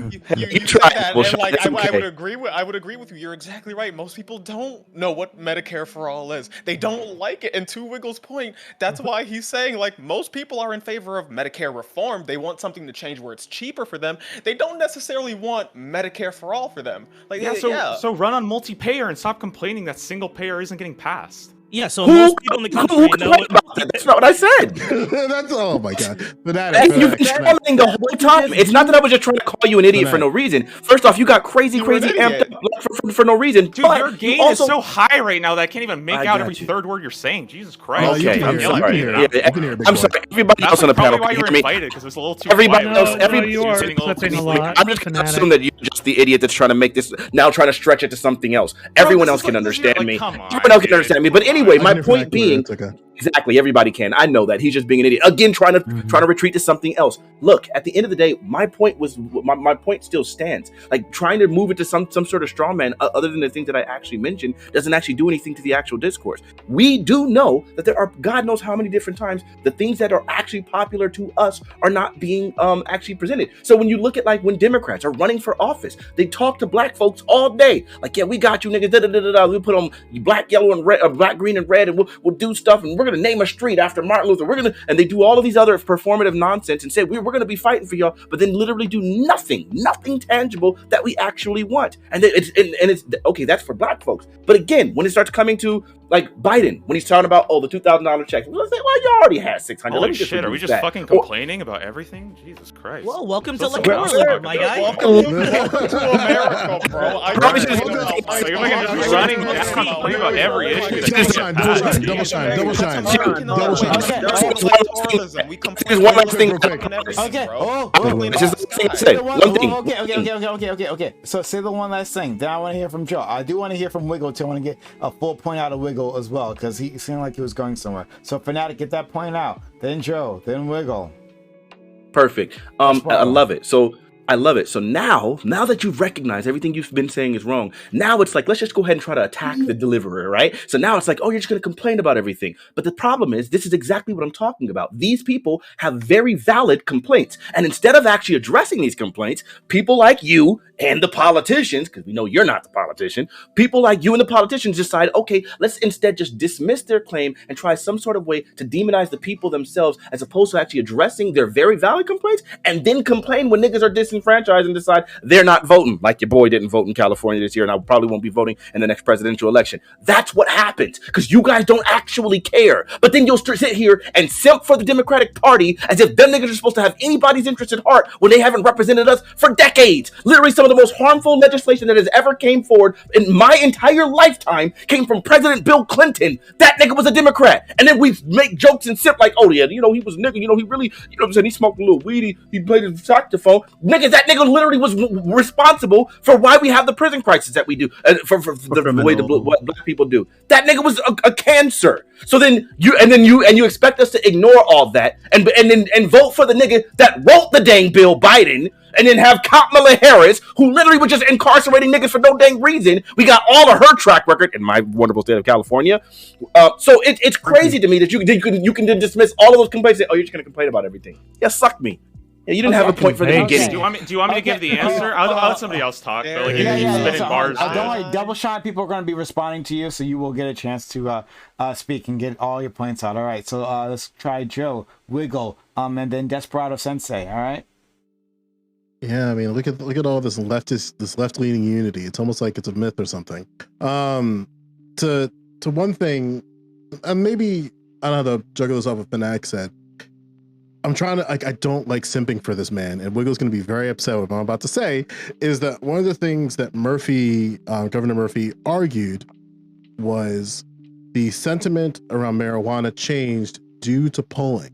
And the only reason why a lot of politicians in Jersey were so adamant across aisles about marijuana legalization was because of the support, not only in Democrat areas, but Republican areas. Now, granted, Wiggle can delve into much deeper about what the actual argument was, because the arguments were very, very cool and vast, but I think it's kind of silly to think that, like, the public opinion does influence legislation. Like, it's a reason why Jersey passed weed.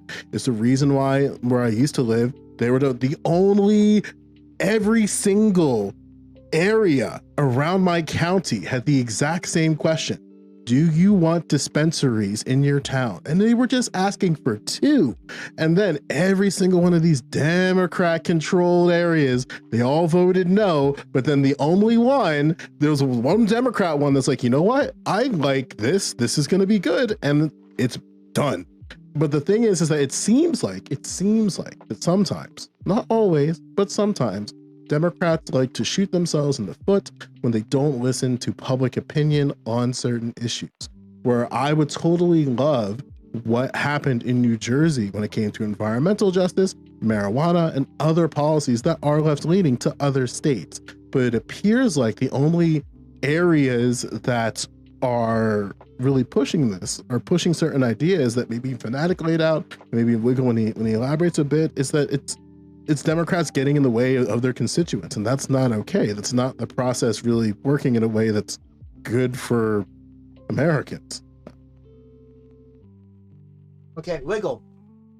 Yeah, I'm sorry, Joe. Like, I want to talk about my own shit. I don't want to. Hell yeah, brother. I don't want to be like Krillin here, where I just have to go off. But Goku, anyway, for this, I just want to say to like Double Shot, like you were saying earlier that like voting third party, that's not electoralism. Third parties throwing away your vote, etc. But it's like it's ridiculous because like everything you're saying is going against people who would potentially vote. It's creating disenfranchised voters. You're saying, all right, people don't even want that. Like, it's not going to happen. It's not popular. These are the things you say to tell someone to discourage them. And then on top of that, you're saying, don't even vote third party. Why? That's still voting. That's still electoralism. If what you wanted was true, then why wouldn't the two parties be constantly advocating for removing third parties? They don't. Like, you want people to vote. You want pools of people to go out and at least learn the process, vote for people that represent their interests. That's what America's supposed to be founded upon, is like a representation. And then you're now saying that, like, no. You have to make concessions. The major concession is you're not going to get what you want unless you vote for Democrats or Republicans. And so then what happens if there's people that are just not represented by these two parties? Then you say, well, statistically, the majority of people in the country are represented by these two parties. So if you happen to not fall in that category, then, you know, boo-hoo for you, you still should vote for one side of the aisle. What if that's just not worth it? What if your life is hard enough? That's not worth it. That's not worth it to get that person out to the poll, to vote for a party that doesn't represent their own interests. What if they don't want to? Then you say that you're a bad American. You're not taking part in the process. It's pretty ridiculous. Like right now, we could see that one of the biggest changes was making voting easier. In 2020, we saw a lot more voters. Why wouldn't you want to just continue in the direction of getting more people out to the polls, getting more people to vote in general, or just getting more people to just vote even if they don't have to go to a poll? And then from there, you can start talking about what they're voting about and what you don't like or what have you. We have a representation problem in this country. There's a reason why we have more populists rising. Is because like people are out there and they don't agree. You think the majority of people that voted for Donald Trump agree with everything he says? They say the opposite. They say, yeah, you know, I don't really like him in this way or that way, but he represents something. He represents somebody, or he represented somebody that would listen to disenfranchised Americans, the same way Bernie Sanders represented that a while ago. If you wouldn't have these populists, if people in the Democratic Party were pushing policies that people who are considered Democrat or on the left wanted, and the same on the right, you wouldn't have a growing base of Americans that are like saying Ron DeSantis is my guy, even though he's just a Florida governor. If he wasn't speaking for disenfranchised Americans all across the country on the right wing. Your inability to understand like people who are like disenfranchised and discount them is the reason why we have the Democratic Party being so large as it is. It encompassed so many viewpoints. We have conservative Democrats now. Isn't that ridiculous? It's time for a change. And then what you're saying is, it really isn't. The system works exactly as it's designed. That's why we're getting so much out of the executive and we're getting so much out of the judicial branch. And then we have this amount of gridlock and in the legislative branch, is because that's the way the system was designed. Really? Come on. Anyone else? If you want to respond to that Double Shine, that's okay. And then we'll move on. Before you I can go through, like, a sorry couple to things. interrupt. I just wanted to say I'm going to drop off, guys. It's been great, but hope you all have a good night. And Take care, Zonia. Thank you, Zonia, for all your kindness and being amazing. And off for the subject. This is Zonia came up with this, so thank you, Zonia. Yeah, no problem. And shout out to chat as usual. You all have a good night, all right? Bye. Have a good night, Zonia. Right, see you. Bye-bye. Double Shine, Okay, you want so to I'm just respond? I'm just gonna go through some of the points being made, okay, real quick, okay. When you talk about left-leaning unity, I don't think the average like working class person is blowing out their microphone on a Twitch panel during midnight, okay. Again, when I talked about when you brought up like the whole idea of like $15 minimum wage, okay. If you look at, for example, like Republicans, 72% don't favor it, okay. And in those kind of states, like you can't just take a national poll and then extrapolate it to every single state, because again, politicians are not supposed to represent the people. They're supposed to represent their constituents, specifically the people who are actually voting them. That's why Manchin, he doesn't give a fuck about what you from Antelope County want in California. He cares about his constituents, and that's why he's getting insane popularity, even though the rest of the country like fucking hates him. And again, we can look at like, even if $15 isn't popular, other policies, such as raising it by some amount, such as $12, actually is popular. But you guys don't want to do that because you don't want to talk about popular policies. You just want to complain about how the system is disenfranchising you. Now, I know you talked about throwing your vote on a third... Let me finish real quick. You talked about throwing away your vote on a third-party vote. Yeah, that's absolutely what's happening. You might as well... Like you're not doing anything there.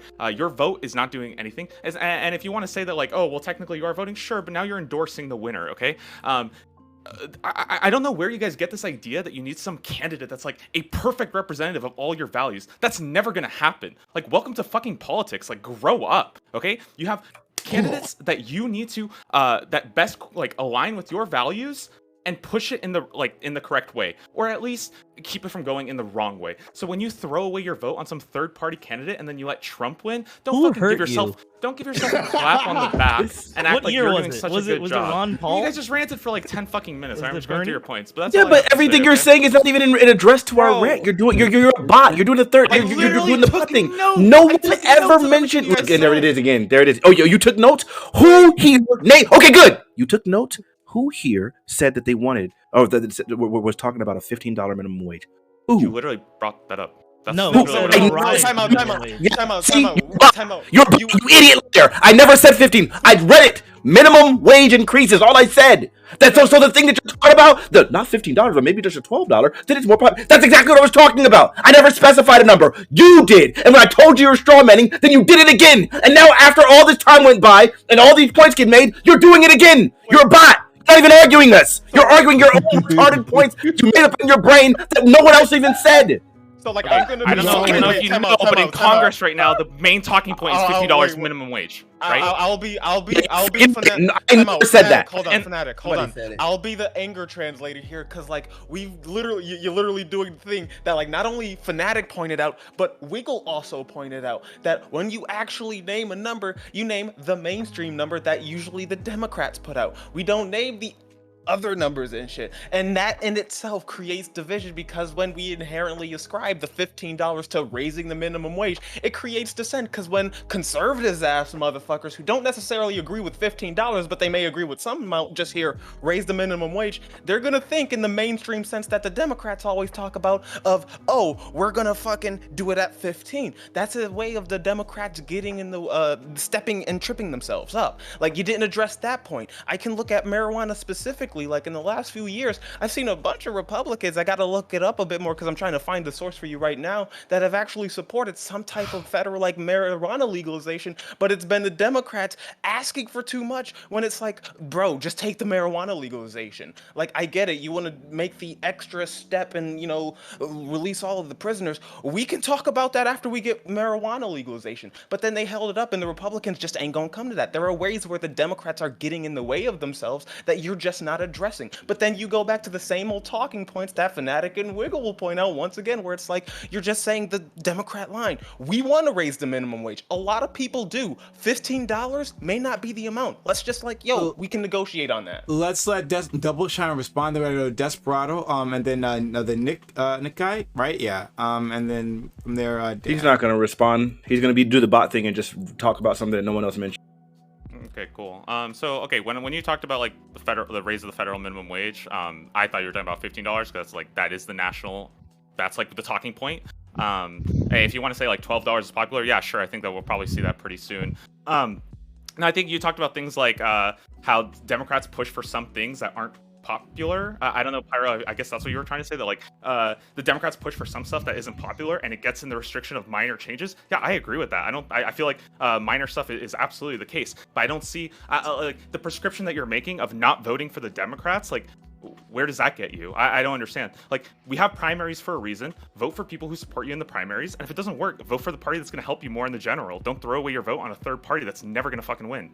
I think the point to the third party argument, and I'll just make this real quick, is like, if the Democrats are consistently displaying that they're not going to be for me, and then the Republicans are like cartoonishly evil supervillains who want to take away women's rights and like go back to the 1950s and shit, like a lot of people believe, then yeah, the only motherfuckers to me that might be fucking, you know, advantageous to me as an American citizen might be the third party that's like, yo, we're willing to step to the conservatives who don't want, you know, weed legalization and the release of all prisoners for it. We'll cop to the weed legalization. I might have to look at that if I consistently see the Democrats, every time the Republicans come to the table, they want a little bit more that make the Republicans say no. If that's the only thing I see, I might need to take that decision. And you saying, yo, don't do that, that's fucking stupid. That's what Wiggle is saying, and we're just ignoring disenfranchising voters. Because then I'm not going to want to fucking do it. And to the earlier point that Desperado and I were making,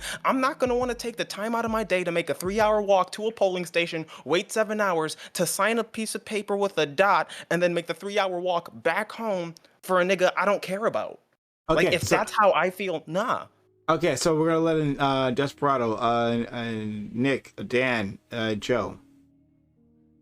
And I can definitely sympathize with what Fnatic and Pyro were saying about people just not wanting to get out and vote. I mean, quite literally, if you look at this from a strategy, like a battle simulation point of view, if you're constantly putting up a wall so that your enemy has to constantly go around, how many walls are you going to put up before you actually go on the effing offensive at some point? Like, are we just going to continue routing people and not actually do anything? Or like, I just don't know how long this is going to last. Like, when do we actually go on an offensive politically?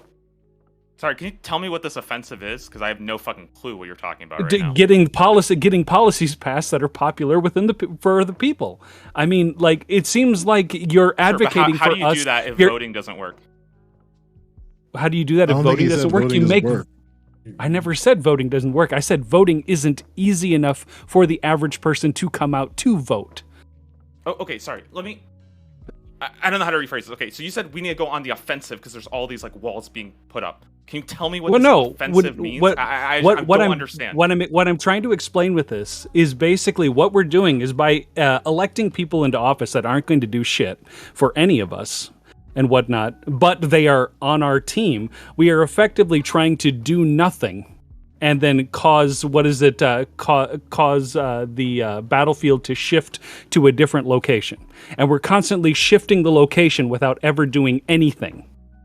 So how long are we going to not do anything by shifting the battle with every election cycle before we're actually going to do something without having to shift the battlefield again? I might be losing my mind right now. I have no clue what you're saying, but I think you're trying to imply like this implication that like the Democratic Party doesn't do anything is like absolutely wrong. Biden has done so much in his 2 years already. Things like the infrastructure bill are absolutely insanely helpful, and the idea that like wasn't that Build Back Better, and how much was it for originally again?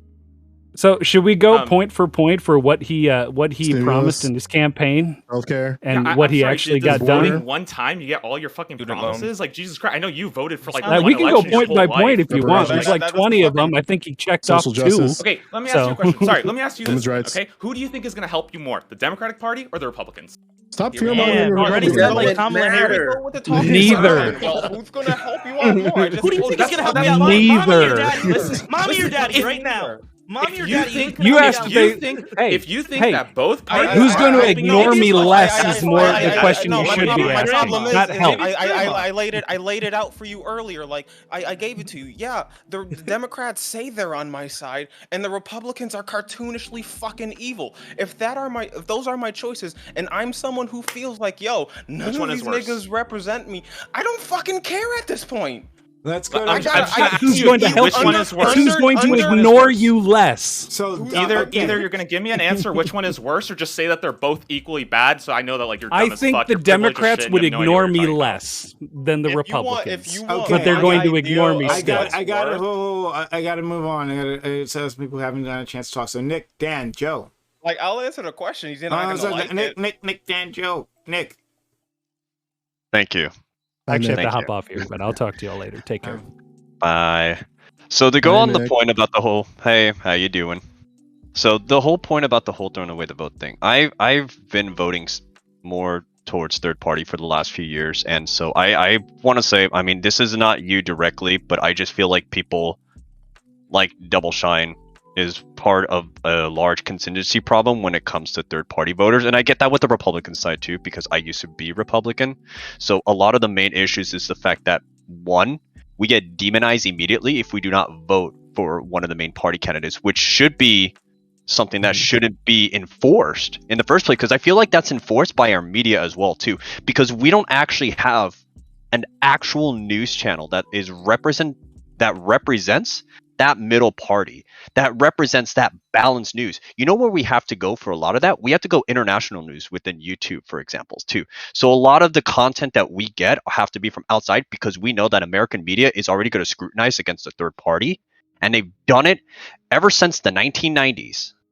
They've been scrutinizing against the third party by basically not giving us either the legitimacy, or basically passively aggressively saying, oh, you can still vote for them, but don't do it. You know, it's just one of those reasons why I generally don't vote Democratic or Republican, because of those reasons. It's just that I feel essentially useless because I'm driven to that point. And that's why I never want to vote for either party until either party can say, you know what?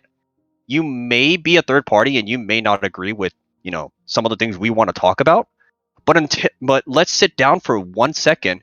And there was a lot of great points during the, you know, whole discussion earlier about saying, let's start looking at building both parties and creating it together to where it's more compromising, where some of the Democrats can agree with some of the Republican points and vice versa.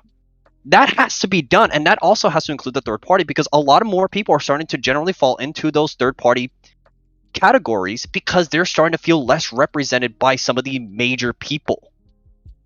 And that's the main issue, is that we don't feel truly represented, because at the end of the day, we're always going to be demonized. So I agree that people are demonized, but the problem is that, like, when it comes to the actual, when it comes to the primary, that's totally fine. I totally support vote third party, because now you're triggering future politicians that, like, hey, these are popular positions.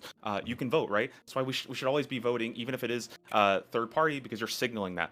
That doesn't change the fact that when it comes to the actual general election, not voting for one of the two major parties, because we all know here, and you're absolutely delusional if you disagree with me, only one of those two candidates are going to win. If you choose not to vote for one of them by voting third party, or not voting, or, you know, writing in some dumbass candidate, you're essentially endorsing the winner. And again, if you think that the Republican Party is going to do a better job of pushing more politics than the Democratic, yeah, okay, that doesn't make me. Can I address it? You don't want to trans race. That's fine. That's cool. So here's also the other issue. I may not look like it, but I come from a dominantly Hispanic community from San Diego. So I grew up in Barrio Logan, which was since the 90s. I don't look like it. It's tough. I hate it. I'm white, but I am half and half. So, like, I grew up in It's not that. It's the background. Yeah. I just moved in here, but thank you. I'll call you white. It's okay. It's okay. Yeah, it's a background. It's okay. But no, but coming from a largely predominantly Hispanic community, I lost my point now because of the jokes. My bad. It's okay. So here, I'll just say this really quickly. My bad. But growing up in that, I've seen a lot of the policies that have been passed since the Obama administration. Guess who actually passed, by the way, the whole separation of children and women at the border? Obama did. Obama did, right towards the second half of his presidency. He actually passed it. If you look it up, he's the one who passed it, not Trump. Trump never endorsed it. It was already in place. I know, Nick, and not only that, Obama was responsible for deporting way more illegal immigrants than George W. Bush did, than Trump did. It was really, really, really crazy. And again, when we start talking about, we just got to look in our lifetime. This is Obama, right? So if you care about immigrants, Obama's not your guy there, right? Then secondly, if you start caring about, again, like the welfare stuff, like the welfare reform and the way that Bill Clinton did that, like making it a crippling cycle for Americans, that came from Bill Clinton. So then it's like, what do you tell those people who have lived through those presidencies, who lived through Obama and then George Bush, and Clinton, then Bush, then Obama? what do you tell those people? Like, oh no, you should still vote blue. Just vote blue. Well, for one, Trump how does that make sense? Until it was turned down in the Supreme Court. So if you're going to go the route of immigration and compare, So no, I'm sorry. What do you tell those people? Answer the question. But as a third party, if you're trying to, he's not going to do it. He's going to do his talking points again. Here's the thing. Here's a bot. Let him go. He's a bot. When you're trying to convince me to vote for your party, but I see that the history behind what you guys have actually done for minority groups instead of actually helping minority groups, and the Republican Party isn't like keeping their hands clean either. They're shit. I used to be a Republican. They're shit as well. I'm not going to debate that. But you can't convince me that the Democratic Party is going to do much better when they've done almost as much worse as Republicans have since the 1990s. So you think the Republican Party is going to do more to push the policies that you want than the Democrats? Is that what you're I don't agree. It's not about policy making. It's about the idea. Okay, it's not about who's going to be. Wait. You feel more represented by the Republican Party and their As a black man on criminal justice, yes. You tell me, name the piece of legislation that Republicans have ever passed that has been equivalent to the three strikes. Then Bill Clinton's the crime bill that Bill Clinton and Biden did.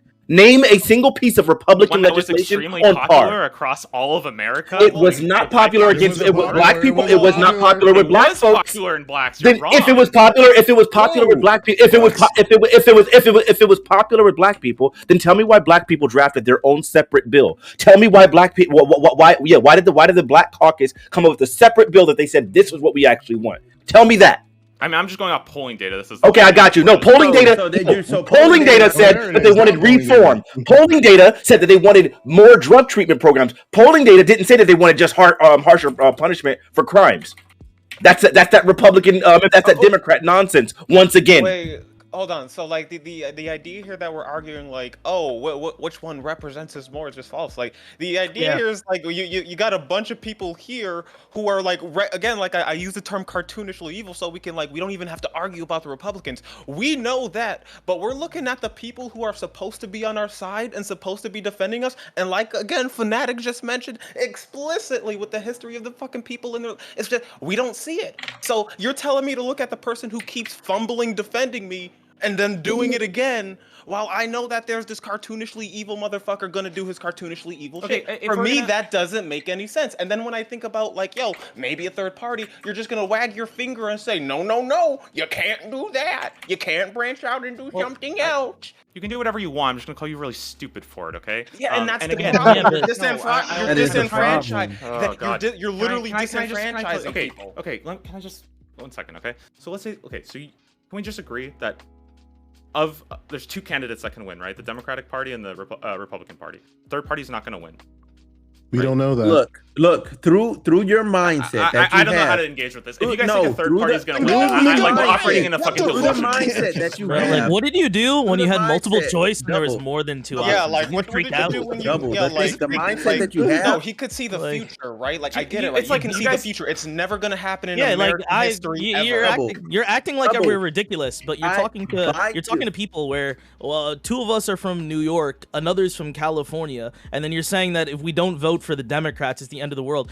You know what? The Democratic candidate for the presidency is gonna win in our state. So yes, I would want to vote for something in general instead of just staying at home if I don't support Joseph Biden. If I don't support Joseph Why Biden, didn't you just lead with the fact that your vote, like you don't give a fuck about your vote because you live in a state that's gonna do care about my vote. That's a separate point. I'll explain. Here, I have a more. I'm going to utilize it. I understand that you don't give a fuck about your vote. I'm talking about people who are. Oh, there he goes. He's doing the bot thing again, Wiggle. Don't engage with that, Wiggle. He's just being a bot. Okay, I can't talk every single time I talk. Fanatics gonna call me a bot. I'm like 1v6 in this panel. Fanatics talking shit about me every time I open up my mouth. Listen, I'm 1v6 like all the time, bro. I'm a religious Christian fundamentalist. I argue that stuff all the time. No one's gonna call me a bot because the things that I'm actually saying are gonna address the things that they're actually talking about. I don't just go in here and start spewing off my talking points that I'm already prepared for, that people debunk multiple times in a row, and tell you that you're gonna do the same thing and repeat myself over and over again. That's why no one ever calls me a bot, number one. Number two, there's a reason why you would say, maybe it's probably in our best interest not to just go ahead and vote the Democrat Party. Because maybe the reason why the Democrat Party keeps on doing its song and dance, but not actually doing any of the things that we're actually asking looking for is because they already recognize that they have our vote. Why buy the cow when the milk is free? So when they know these niggas gonna vote for us if we chuck and jive and do whatever, wear the stupid garb, name the stupid streets, and do nothing tangible for them, it seems like it's been working all this time. We'll just keep doing that and then just go ahead and do everything opposite of what we promised, and then they're gonna keep voting anyway. Yeah, they're never gonna address our needs. So maybe stepping aside. So maybe stepping aside. I didn't hear anything you said. Maybe stepping aside and actually voting, and maybe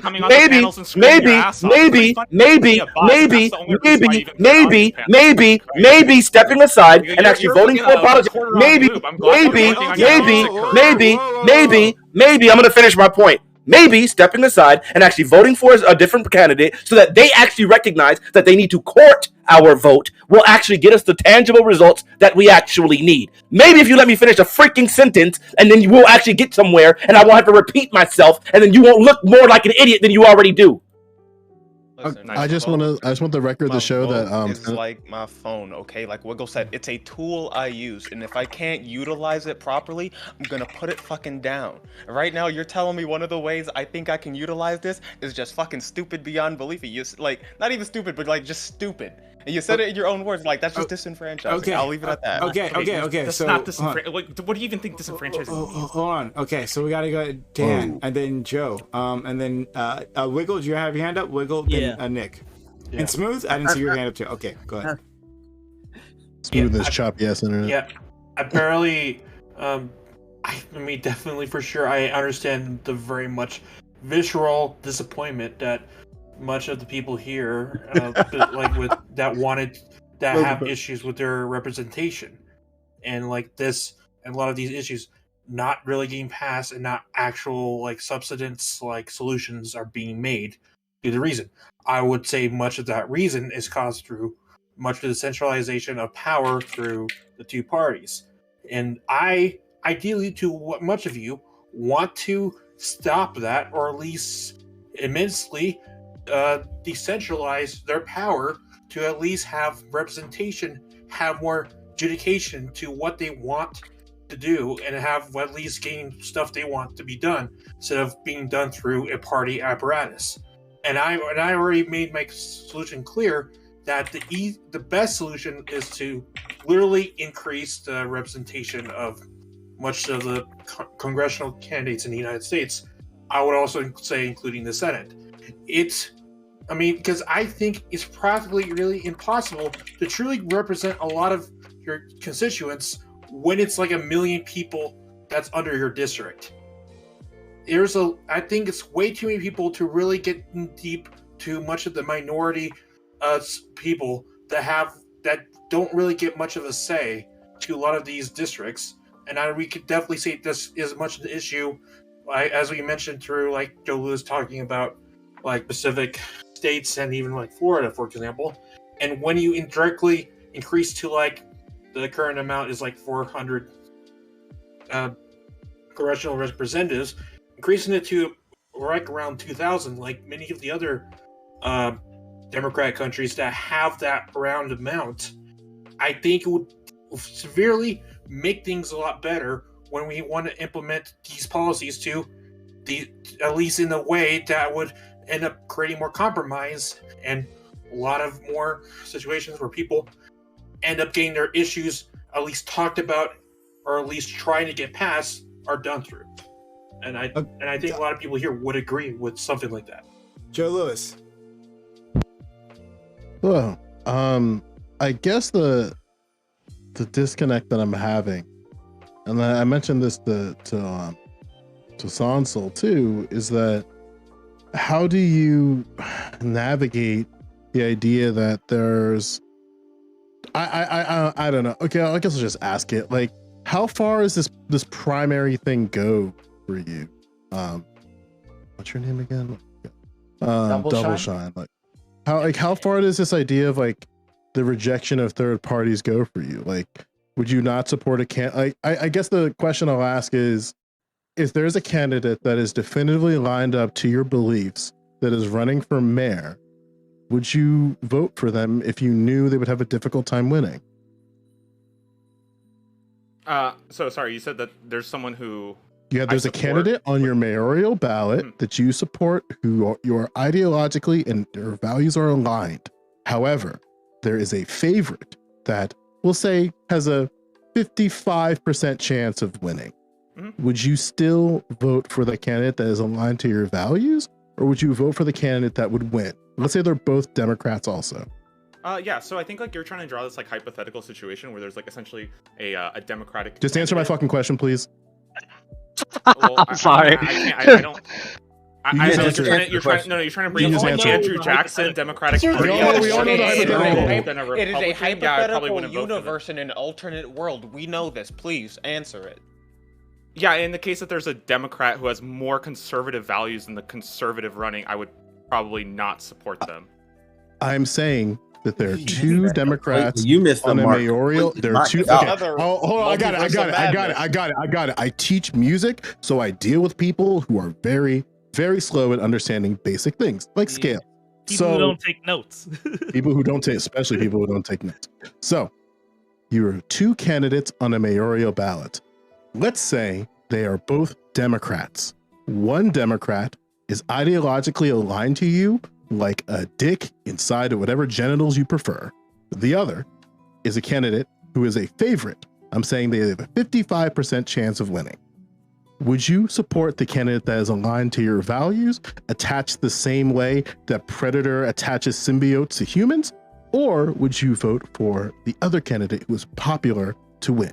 Okay, can I ask what? Is this primary or general? That's all I need to know. Shut up, Dan. What does the primary have to? This is a mayoral race. Primaries don't exist at that level. Not the way that we're laying out here. You're saying right? You can have a nonpartisan election. Let's say it's a nonpartisan election. It's my county. So it's a nonpartisan election. Ultra clear here, okay? Okay, the hypothetical. I'll load it up for you. I'll load it up for you so much so. It is a nonpartisan election, please, and you know it is a non. I'm making sure you can answer hypothetical as best as possible. Okay, so I know. If there's two, I'm gonna vote for the one that I support more. Fantastic. Holy shit, bro, we got it. Damn. Ow. Damn. But that doesn't happen. Like doesn't exist. I don't understand like why. What do you mean, bro? My races. The reason. Whoa. So the races. New York, bro. Okay, so sorry. You're telling me that there are elections where there are two Democratic candidates that are running against each other? Yes. So obviously, you vote for the one that aligns. It literally happened. Literally happened to Buffalo with Holy shit! You should study the electoral system that you praise so much. Like it's like this, like you're saying this shit and you're clutching your nose, but then like you say some dumb shit like this. You say some dumb shit like this. Because they're not running against a Republican. Okay, so what? Okay, how about this? You're essentially creating a primary election, which I have said from the start that you would vote for the one that you align your values more. Even better. Wait, time out, Joe. Hold on. Byron Brown was a write-in candidate. He was a write-in candidate. He was a write-in candidate. They weren't fighting against Republicans, sure, but he was a write-in candidate. You had a Democratic Party-backed candidate versus a write-in candidate who offered basically status quo nothing. And you know what? The population of Buffalo, because there's a lot of people who just don't feel like voting, and for some reason they just don't feel like it. According to you guys, there's nothing behind that. Yeah, it went to fucking Byron Brown. That's why it was so historic. How is this relevant to the scenario that I've been talking about since the very beginning? And that's a Republican running against a Democrat. Let me help you. Because in my township, we don't have partisan elections. We have nonpartisan elections for mayor and the council, and they run on slates. So I'll give you this. There are two candidates. And the first slate, which is a slate of multiple individuals, the mayor in this case. You got something to say to me? Sorry, I'm super fucking bored of these hypotheticals. Could someone else just go? I don't want to keep. It's not a hypothetical. This happened in real life. Sansol ran this game for like an hour. I don't want to. Either let me ask questions or fucking move on. I'm so bored. You sneaky fuck! Don't run. You must be like, or leave. You can leave. That's totally fine. But like, no, it's not. It's real life, bro. This is shit that he's talking about. So I'll give you my. I've never talked about two candidates that are independent or two. I'm sorry that you're in a political space and your attention span cannot account for that. Hey, okay, all right. So I would love to lay out my situation. Whoa, hey, look, I just got 1,000 bits, right? And that 1,000 bits, that's coming at you, Joe. All right, that's 10 minutes. All right, and double Who sent shine. it? Huh?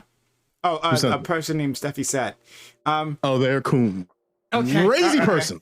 Okay, all right, and then sorry, excuse me. I'm doing lots of things over here on my end, right? So we're gonna do that for Joe, and then we're gonna move on. We're gonna have Wiggle, who's in line to talk, and Nick. Remember, look, our friend Double Shine here is like 1v. I don't know how many people. Smooth, you're in there as well.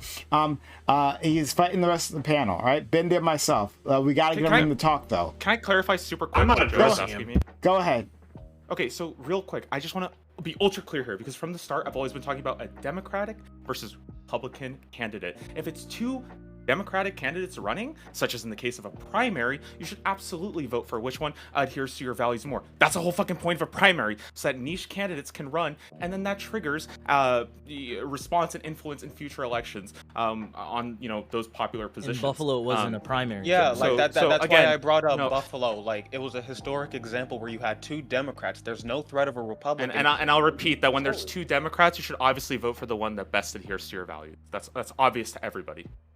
I think the biggest problem here is that this is not a defense. When you start saying like, yeah, this whole time what I've been talking about, you're in an active conversation with multiple people. And so Joe Lewis brought up something that was a real world situation that you were supposed to engage with and asked you questions. You refused to actually engage with this question. You all actually started trying to shift it again to something else. And he had to point out to you like, hey, no, this is the question as I'm asking it. And then you try to say it's a hypothetical. He's like, no, it's not a hypothetical. It's real world. Then you try to say, well, no, that's not what I've been addressing this whole time. And it's like, it doesn't matter what you've been addressing this whole time. I'm asking you to engage with my point. And that's why I said you're a bot, because you see, you're an NPC. NPCs don't actually engage. They just have their loops. They just say whatever the thing is that they already were written in to say, and then they don't have any actual way of actually engaging with real life things. So you're an NPC. You didn't ask for clarification. That's not what happened. You didn't. I'm sorry. Is labeling is labeling something a hypothetical is labeling something a hypothetical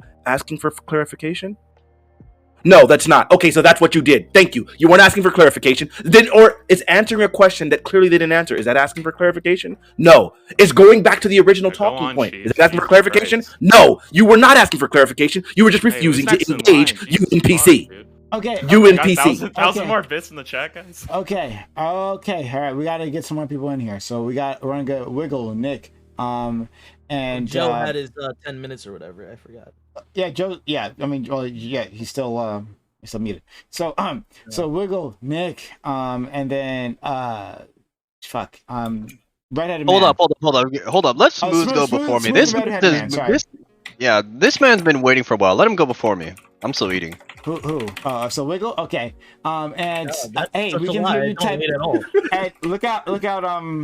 Fanatic, mute yourself. Because we can. Yeah. Wiggle, please. Yeah, I was gonna say I'd never wait. I just say what I want to say anyway. Yeah, double shine. Like you're doing the typical your typical Democrat move of people complain. Oh my God, you're complaining. The majority of people don't care. I don't really care. You don't care about people if you're not voting Democrat because it's the better option. It's either the axis of evil, that is how you determine Republicans, and then the Democratic Party, which is it's the only option. And it goes from it's the best option actually. They've done so much for you, and then when they're doing bad, it becomes so. Then what's the alternative? What's the alternative? And then that's your line for everything. That's why he says you're an NPC, because you're doing the work for Nancy Pelosi for them. You're doing the work for the Democratic Party for them. You're only here to say your only option is the Democrats, whether you like it or not. And if you think about anything else, I'm going to tell you why your only option is the Democrats. And then when it comes to defending the Democrats, I'm not going to try too hard because that's really difficult. So what I'm going to do is vilify the Republicans. And that's how I'm going to, and then I'm going to vilify you. I'm going to say that you're actually endorsing. That's not even what the definition of endorse means. That's a shitty talking point that people say that doesn't even make sense, is that if I vote for third party, I'm endorsing the winner. No, like when does that ever mean You're complicit endorse? with the winner at least, right? Oh, yeah. So that's a difference, right? Complicit and endorsing. Oh well, but yeah, you're okay. if You're okay with engaging in whoever wins, electoral right? politics, You're fine with whoever wins. You're a You Mongol don't care. for this. If you're engaging in electoral politics, of course you're complicit with the winner, because that's what an election is. Is that you're engaging in a process where somebody might win. There's a difference between accepting the outcome of an election, which, by the way, it's really funny that we bring this up, considering, oh yeah, there was January 6th just a year and a half ago, where Trump tried to undermine the entire democratic process in one of the worst and most We're not Republicans. This has nothing to do with. Yeah, right. You're literally What preaching you to the guys have choir. over and We over are said that like on the the Republican same Party team. and We're the just Democratic saying Party our are team is absolutely the same for you dysfunctional. guys. And I understand you guys live in states that are like 70% wait. Democratic, That's so it doesn't no, matter to nobody you. said You that. don't really give a Nobody shit. has said You don't that. care about the Nobody- Supreme what You're are all you guys. talking You probably about? don't give a fuck about Roe versus Wade being no, overturned by whoa, Supreme nobody Court. said that. You guys don't care What about are you trans talking people, about? where Okay, DeSantis guys, is pushing wait, to ban Wait, transition. we gotta let him I get it. talk. You don't We give gotta a let him fuck. talk. We gotta let him talk. But he's not really talking. No, it's But the fact that he's hey, setting it's up his a time. strong Hey man. guys, hey, look, you can disagree It's with him, actually but he's my got to be time, able but to he talk. has to be able to respond to me, so I understand that. But it's actually my time. Go on. Oh, I mean, I don't know if you want me to go over. Like again, I don't. But you wanted to you speak. guys, So in guys order for me to seem- yell at you, you need to be able to speak, so I can yell at you. So. I mean, okay, you're just interrupting me. I don't understand. Like, which one do you want to go on, or go for it? Yeah, I would love to. I'll take notes while you guys talk. So now he's the victim after just literally trying to label us as Republicans, labeling us as people who don't care about Roe v. Wade. Like, Yeah, but on, I do. I get 1v6 all the time if you've ever been on this platform before, and I don't resort to just sitting here and strawmanning and start labeling people with things that aren't appropriate. It doesn't matter. I have my very first ever time where I was recorded on this platform, which was PrimeCayes channel. The very first time it's still recorded, and I was the only person, and I was the only person arguing on my position against all of them, and I still didn't resort to the nonsense that you're doing. You're a bot. Yeah, I know. mean, That's like, why you have such I- a wonderful like- reputation. For me, it's like Fanatic. you keep strawmanning us to people that aren't here. Nobody here was saying that the Democrats and the Republicans are the same. Literally nobody. This is the first time it was even uttered was by you. You asked this before actually, and I believe even Pyro said, obviously I'd vote for one Cartoonishly side. evil. They all have said this. So it's like to say that we believe they're the same is just inaccurate. If they were the same, then why would they have different policies, positions? Like why would they disagree on anything if they were the same? So that's why I believe that you're a bot, is because you ask a question that you know the answer to, and we all know the answer to, but you say it nonetheless just to kill time. When I say that they're the same, I'm talking about the utility derived from actually voting for them. How But those even parties are actually then- going to enact legislator that not only helps you, but all of America as a whole. If you don't They give a don't fuck even about them, I legislate get the it. same. The two parties don't even legislate. Yeah, exactly. But one of them Okay. legislates things that actually help us, and one of them is banning transition. Hold on, sorry. Double Shine, you also got muted for 10 minutes, okay? All right? We'll get back to you in a second. That's a really terrible mute. Prime, I got a suggestion really quickly. When people do really bad mutes like that, we need like a separate mute thing where you can pay to undo a mute. Because like he's the only person arguing his position at this point, so now there can't even be any discussion. Can you just add that feature and then people can pay to block a mute? No, we can't do that because people get mad because they pay money for the mute. Okay, all right. So yeah, that's fair. But that's also fair. is killing the conversation, though. But I mean, that I agree with Fanatic on that. Okay. So let's finish saying your point. Then we're gonna let the other two. We got other people on the panel, and Shine. I'll you can wait, write down anything you want to say. I like hearing his arguments because they're so obvious and then arguing, but we can go to the next person because like other people wanted to talk. Okay, we'll go to Redhead and Smooth. Yeah, I'm sorry guys, I'm coming a little bit late. So You good, King? I kind of missed a little bit of what the general conversation is, and falling into this. So I guess the question is like, is the question here that we're having arguing against this guy is like, what is the role of the Democratic primary or the Democratic Party, and then the primary in which, and how we want to enact change throughout that towards voting? Let me help you out, bro. There's nothing to do with a primary, bro. Okay. Like this whole conversation is really just the Democratic Party has not represented most of their constituents. Therefore, most of their voter base really doesn't even want to vote for them. They vote for them out of spite of Republicans. Sure. Okay. So the thing is, we're arguing for, hey, we should do something to punish them so they would advocate for us. That is what everyone here has been saying in gist. Okay. Yeah, so and, I guess and just in general, before you jump into it, right? We started this conversation on anti-electoralism. You know, whether that's a good idea or not. With some people saying that, you know, well, most people here right now are fine with anti-electoralism under a certain context. Other people, like Double Shine, are saying that you have to vote. If you're not voting, then you are failing. You're failing your the citizenry, right? You're failing your the public. So yeah. Double Shine in particular, just to reiterate, his position, and this is great because he's muted. His position is that if your policies are more in line with the Republicans, then you should vote Republican. Or if they're more aligned with the Democrats, you should vote for the Democrats. He believes for the people on this panel, where it should be more aligned with the Democrats. And then when it comes to big elections like national elections, etc., that if we can see the past, we can see that only one of these two parties will win. So if you use your votes elsewhere, that you're just robbing the rest of the country or people from that vote. It should be going to, the best use of your vote is to be for the Democratic Party, the Republican Party, and then he would favor the Democratic Party. Okay, so go ahead. You got a point? Then get it out, Redhead, because we got to move on. Yeah, I guess I can sort of argue his point. This is something, you know, as somebody that kind of works in the Democratic Party in a Republican state where we're actually able to split an electoral college vote, it is functionally cut and dry, but it certainly isn't. Like, there is room for nuance. So I could probably take on his point as best I can and actually have a cordial conversation.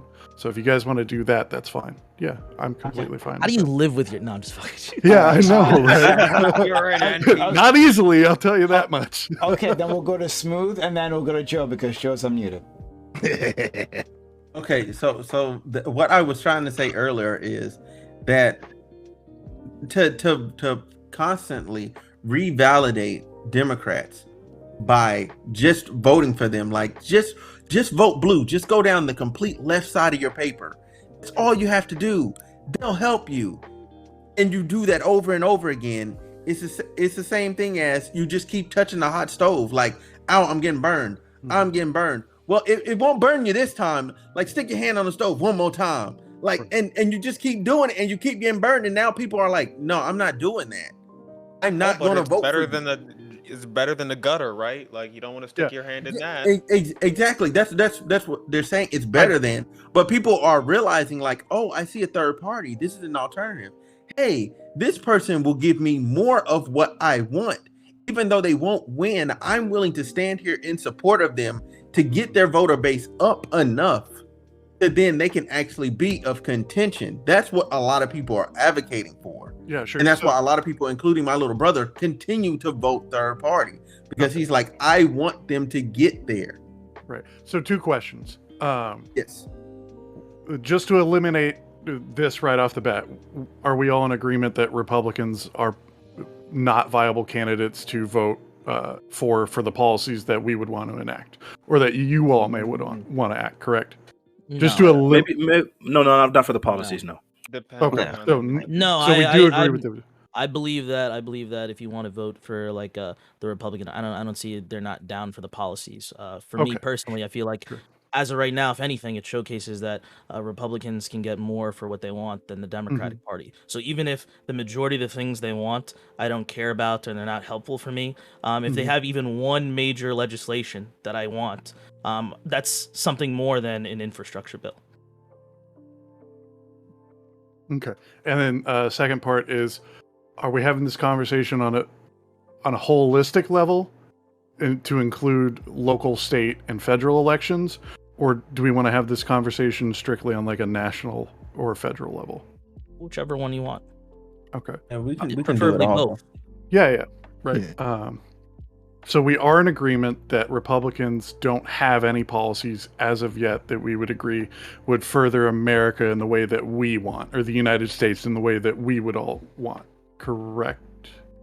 No. I think it's more. I'm more aligned with you, like at the local level, whereas like nationally, like like I would want some form of, I would want expansion of gun rights, for example. I see like let's say like Florida saying that they want to have constitutional carry by the end of the year, and then I look at my state of New York, and then I'm hoping that this Bruin case goes through, and they side with the New York State Rifle and Pistol Association, for example.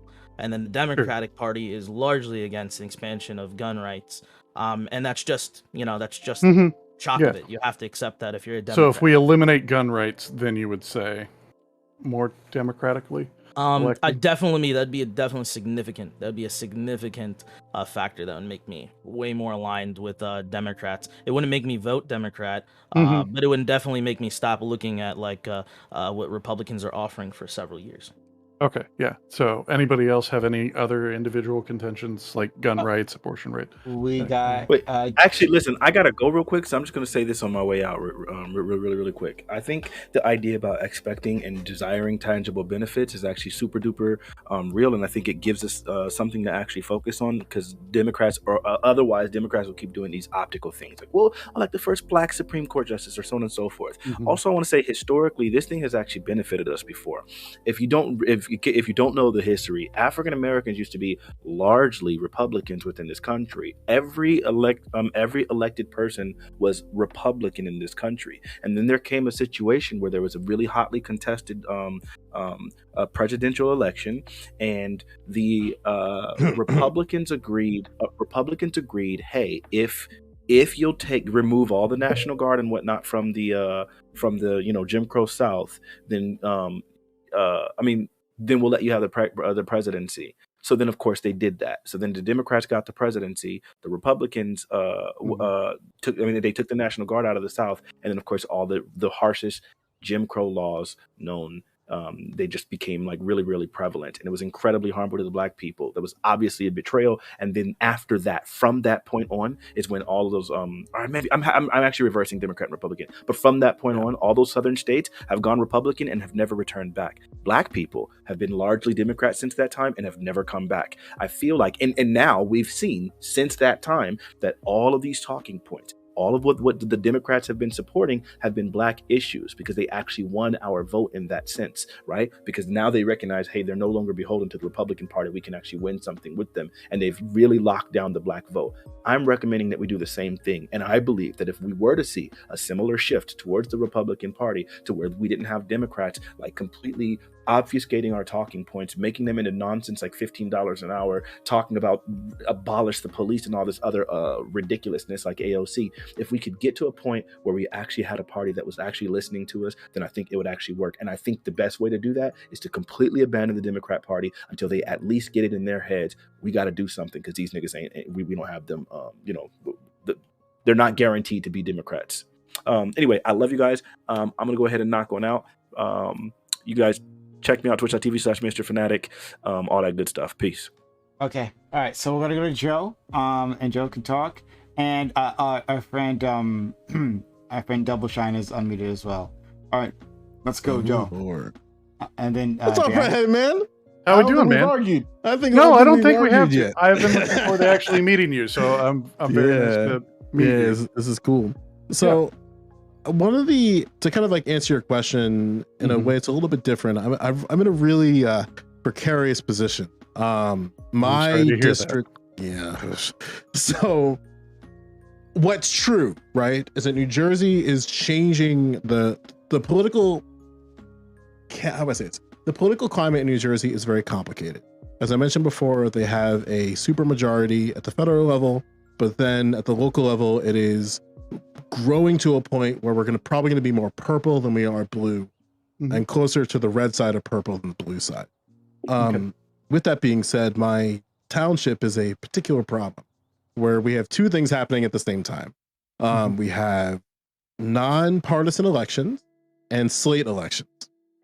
So what? Not too familiar with the concept of slate elections. Gotcha. But so for you and for those who are listening, it's like, what the fuck's a slate election?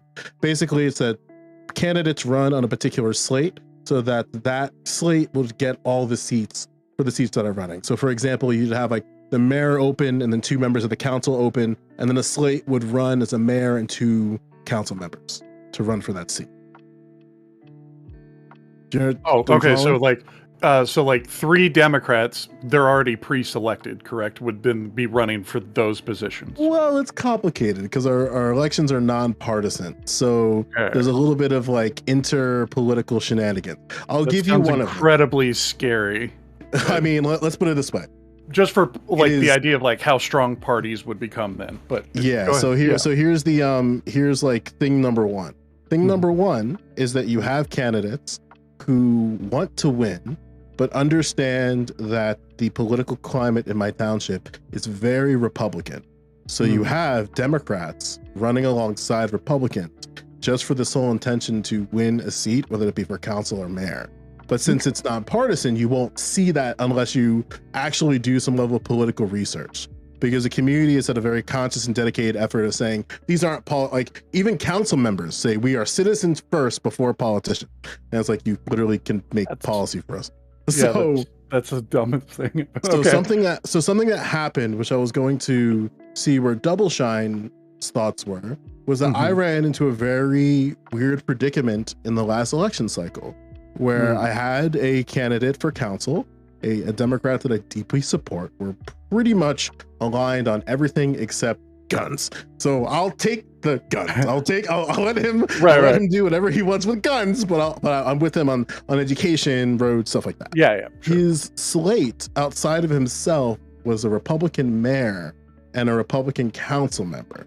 And people saw this as like, hey, this is like, look at all these great people. And I'm like, this mayor fucking sucks. This is a man that took months to disavow January 6th and then said it wasn't that big of a deal and then tried to walk that back and then it magically got lost in this is right.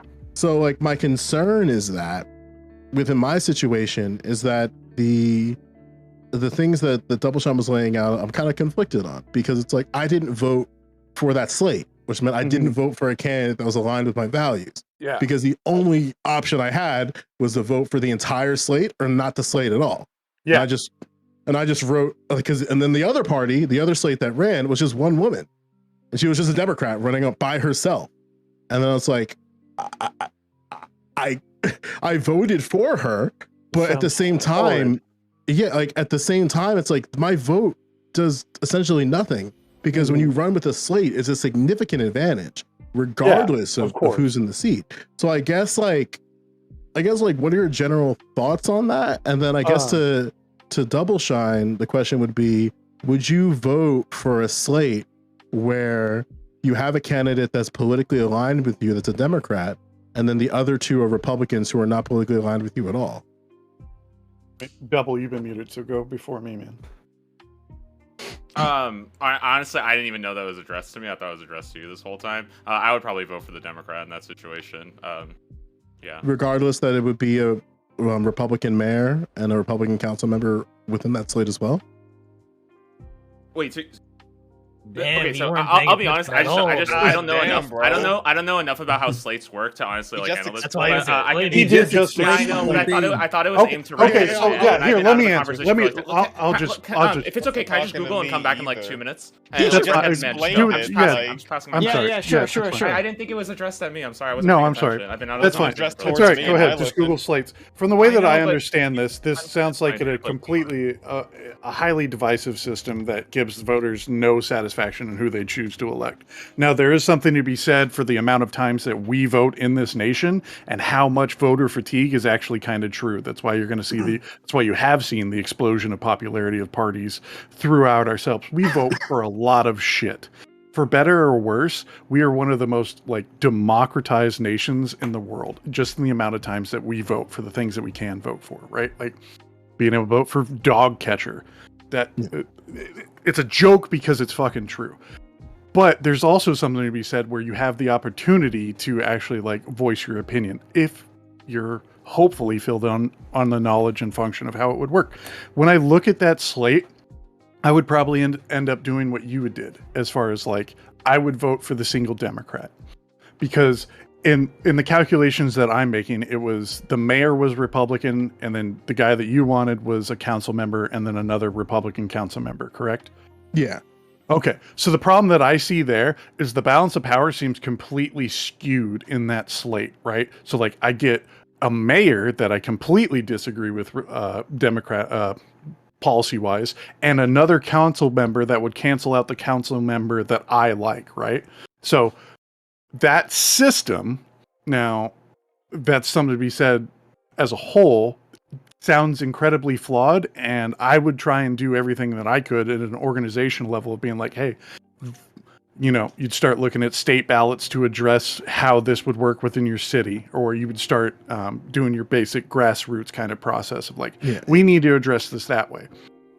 Yeah, because the thing that we kind of see as a response to that is and again, there's a bunch of things happening at the same time, and do the best I can to explain this very, very quickly, is that you'll get the policy that the slate was running under is that they want to build the expansion of warehouses in our township. And this is something that is not necessarily supported by Republicans or Democrats, but that was the slate. The thing that it was under, like it was called like the Make West, like I forget the full. It was really cringe. I don't know how much the technicalities matter. Yeah, it doesn't matter. So like, but then the thing is that so they voted for the slate that was in support of warehouses. Then the warehouse plan went through as planned, and now we're fighting over trucks. So now the policy prescription is we don't want trucks coming through our neighborhood. And this is overwhelmingly in support of the Republicans and the Democrats, despite there being nonpartisan elections. And I'm just sitting here thinking, this man clearly supported warehouses. We know what happens with warehouses. So why is the idea of more trucks now ending up being a policy question as a ballot question? When like and that's kind of like where the political education kind of like loses for me, because it's like, it's frustrating too, right? Like as somebody that's, if you're opposed to the ideology and then you say, hey, in the next couple of years, this is what's going to fucking happen, right? So we could look at like the idea of like how Hillary Clinton lost and then Donald Trump gets 3 Supreme Court seats, right? Like there is some down the time risk that we have to acknowledge in these votes that aren't representative of like what we originally chose, that there's going to be and the thing, and to kind of reinforce that, is that the candidate that was running, that was a Democrat, he's insanely popular. This isn't a man that didn't need to go on the back of a respectability Republican to run on the slate, because the entire time, like I was in there during the meetings and it's like, wow, like this nigga spitting, and then all of a sudden he does an announcement with this mayor and I'm like, what? Well, to me, when I look at that as somebody that works in politics, right, that becomes like another qualified candidate situation. Like, why the fuck didn't you step up alongside and be like, I'll be on your slate and I'll go for city council, right? Like to have good, charismatic candidate. And I'm not trying to like, it should be you because you're highly charismatic, but you've got your own life decisions, yada, yada, yada, right? So like, as we look at this issue and as you understand, like he's playing political games of like, I'm going to join this slate because it makes me look like X, Y, and Z. There's no other counter tug, right? To be like, oh no, join this slate of Democrats because these values are hopefully in line with one another.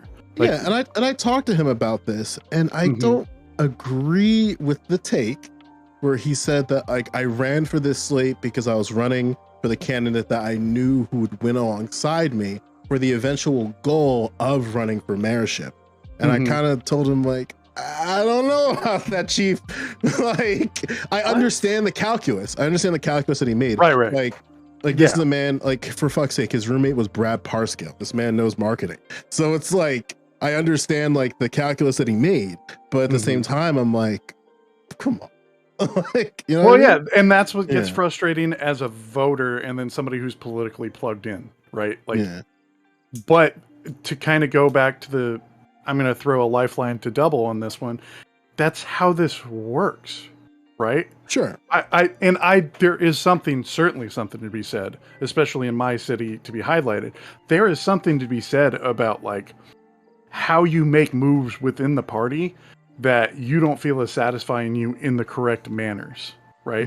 But it feels undeniable to me that the lack of voting for the party that best is aligned with you policy-wise seeds ground to others, maybe not necessarily Republicans in this case of how we're having the conversation, Do you see a validity? Oh, sorry, not to cut you off. Do you see a validity in nonpartisan elections, whether it be at the local level or?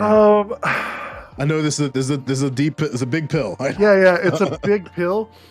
As of right now, how we have a constitutional representative republic, no.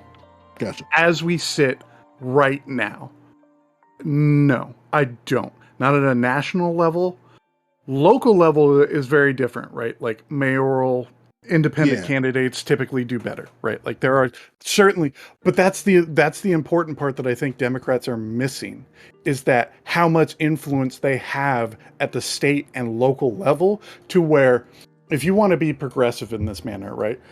You don't need to leave the Democratic Party. You need to go to your state and city elections and find the people that can be elected that are closely, or even yourself, that closely align in your values, and start at that level. Because I'll tell you what's fucking scary to me is people like Steve Bannon going on his radio show and telling people, you need to go to your city council meetings. You need to go to your school board meetings and run for fucking school board.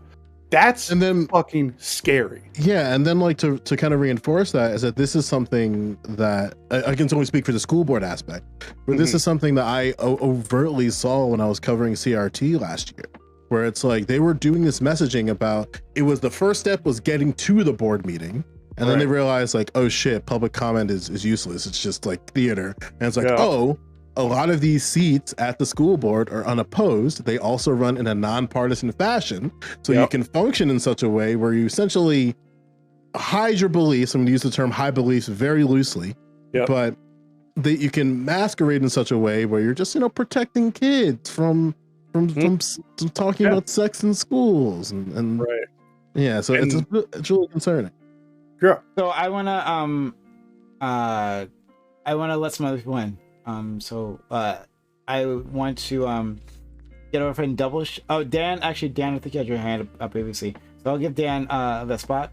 Then I want Double Shine to have time to be able to respond to everything. We have Vincent, who came in later. Maybe he wants to say something. All right, okay, so go ahead. Is there anyone else? Let me know. It's like much of these issues that we end up having is entirely through the massive amount of polarization that's just happened in the last 40 years, and definitely for sure having unqualified people running for school board school boards, and end up implementing policies that are very much like even against the practice of like school itself, is very much like unsafe for even the people that we could imagine that we would find important for public schooling. And like this, for sure, like I would need to at least have to be advocated, as I think was it Joe has talked about CRT and a lot of that issues being misconstrued to end up being exactly a different issue than what it really is. What I think probably the things that need to be done though is through a process of trying to get rid of that polarization. And I think too, a lot of these issues brought forth, people like a Fanatic then can just vote for a party that he would agree more than to be instead of himself ideally say like the party itself being very racist that a lot of people here agree with. Okay, go ahead. Double Shine, I want to give you space. A lot of people said a lot of things to you, so take your time. I'd like a couple notes, but like it's kind of past that. Mainly, there's just like the only thing that I want to bring up from the past real quick was just this idea of like punishing Democrats until they do something, and that's fine and all, but like I think at that point you're essentially like, okay, well, if a Republican does win because you and your constituent or like your voting bloc chose not to vote, well, now you have to be okay with like whatever the Republican Party is doing. And I know that people on this panel have said that like, the Republicans are also bad and we hate them too, right? But the reality is that if you choose not to vote and the Republicans win because you chose not to vote, you have to be, I think, a little bit responsible with what that means to them. Now, just on the topic of like state and local stuff, I think I'm a lot more amicable and supporting of voting for policy when it comes to like a state and local level, just because when you're getting to that, there's a lot more surgical precision that can be hit to meet people's needs. That's not really seen at a federal level. And also when you're appointing something like a president or members of Congress, you're not just appointing them, but you're also appointing things like federal judges, Supreme Court justices, as well as a much higher likelihood of them, voting along the party lines when it comes to like congressional hearings and stuff. Okay, thank you. Vincent? Yeah, I mean, I'm new here. This is an open panel, so I'm not sure if I'm really 100% following along, but if at present, I don't really have much to say. Oh, okay. All right, then who's the next person? I'm mostly interested in talking about guns and local politics. Did somebody say guns? Yeah. Okay, who's the next person? I think it was Smooth, but if you don't have it, I don't think Smooth is there. Man, I wasn't next. I went in between. No, yeah, I mean, I'm asking who wants to go next. Sorry. I guess I'm just held up on this like idea that every like, and again we're a little past this, but the attachment to primaries, and that during primaries to federal, my actions are different than what it would be in I would say arguably in actual situation, where a lot of these candidates, some candidates in certain situations, there's no like primary. So you'd have to find, like, for example, like if I say I would vote, because this is what I believe, I'll vote for any candidate that supports what I want, regardless of party affiliation, then that will include me trying to understand third party candidates. That includes me also understanding Republicans. It also includes me understanding Democrats. Because like for me, and maybe it's just because I'm kind of just like radicalized in such a way where it's like I'm tired of this idea of like Democrats painting themselves as the divine party of that, like their policies are not going to lead to these poor consequences. And then time and time again, you kind of see that language, right? Like one thing that really shines to me in the personal, Fanatic brought it up in the personal responsibility and work resolution, or whatever, PROA, the crime bill in 1996, is that, not the crime bill, excuse me, the other one, PROA, was that he said explicitly that if Democrats don't do more than this policy, then it's a failure. And then I look and go, okay, 2022, I think we have enough evidence to see that this bill was a failure. But then I still hear people in their talking points sometimes saying that like, well, Democrats gave us that. And it's like, it's failure to acknowledge that Bernie Sanders was vehemently against that bill, specifically due to the restrictions that were done to mothers in terms of care leave. Where like there was pay leave for mothers in that bill, it got stripped. And then he's like, I want this back. But then he like was complaining about Republicans because they don't want to treat this like the idea of a nanny state. And that's like, I feel like sometimes when reaching across the aisle to Republicans, the concessions for them to agree on certain issues can sometimes just be not enough, where it's like, if you're going to go in a bipartisan fashion, like get the thing that you definitely can get. And this is mentioned in different ways in the panel of like overextending of like, oh, they're here, so let's get as much as we can before they run away. It's like, oh, hang on. Like, as much as I'm against something new there, Joe, which I think is, really interesting when, like this idea of supporting Democrats blindly.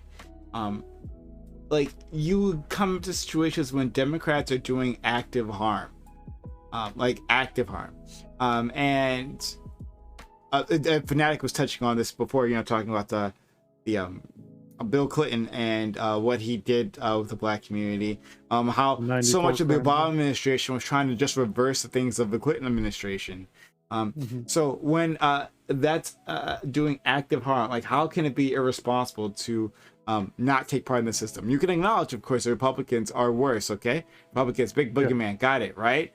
Republicans worse, but like the case is that Democrats can actively make things worse themselves, and so then you'll have situations where some Democrats like Bernie Sanders are voting against the rest of the party because like they know what's going to happen, like right.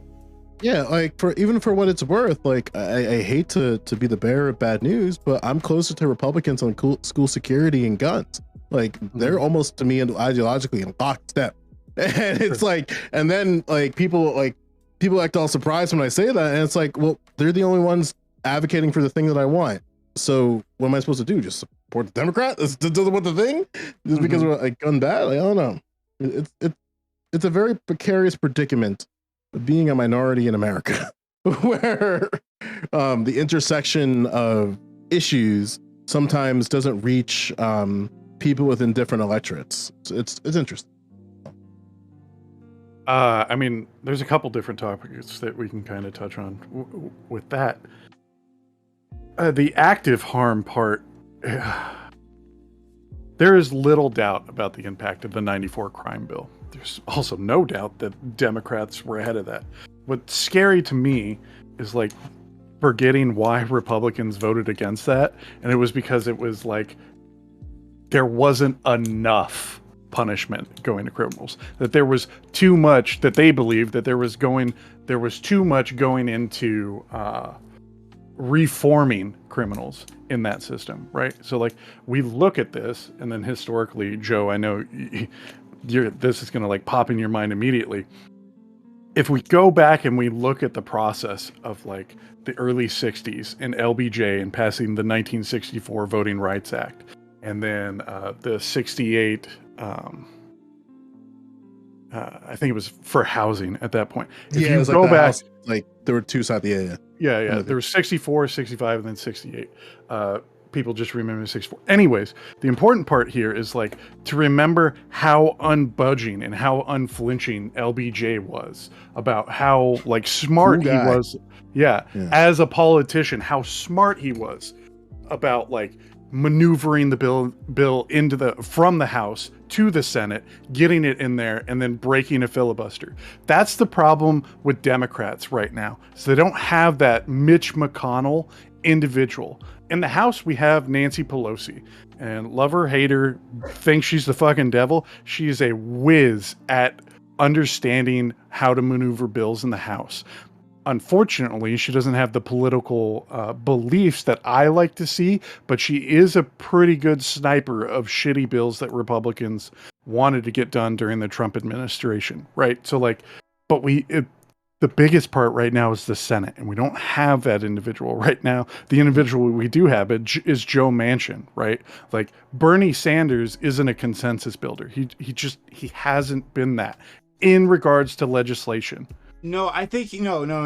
I reject that. I reject what you're saying about Nancy Pelosi. I think Nancy Pelosi is fucking dog shit. And I think that it's so easy for people to. This is basically what we're talking about. I mean, this is the whole thing, and that Nancy Pelosi, I think she does active harm. And in some cases, I think Nancy Pelosi stands in the way of even simple things like, hey, can Congress, our members of Congress, like report their monetary entanglements, their financial entanglements? She doesn't want to do that because of her financial entanglements. She actually doesn't want to do that. And then in terms of like these bills, she is not a master legislator, not at all. Right, like she had space when Obama was in office. There was some work that she got done there, and I'll give her that. But during the Biden administration, she hasn't been some sort of master legislator. And you're saying like, oh, she can block legislation from the Republicans? Well, yeah, because you're Speaker of the House, you can just do that. Like, just say no. That's it.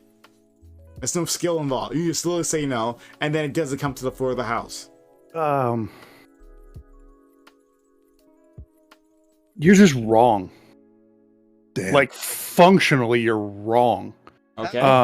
As far as like how government works, right? So what we're talking about here, I'm answering the question, Needle Dick. Needle Dick. I'm telling you how. Dick right now. All right. So here's the question.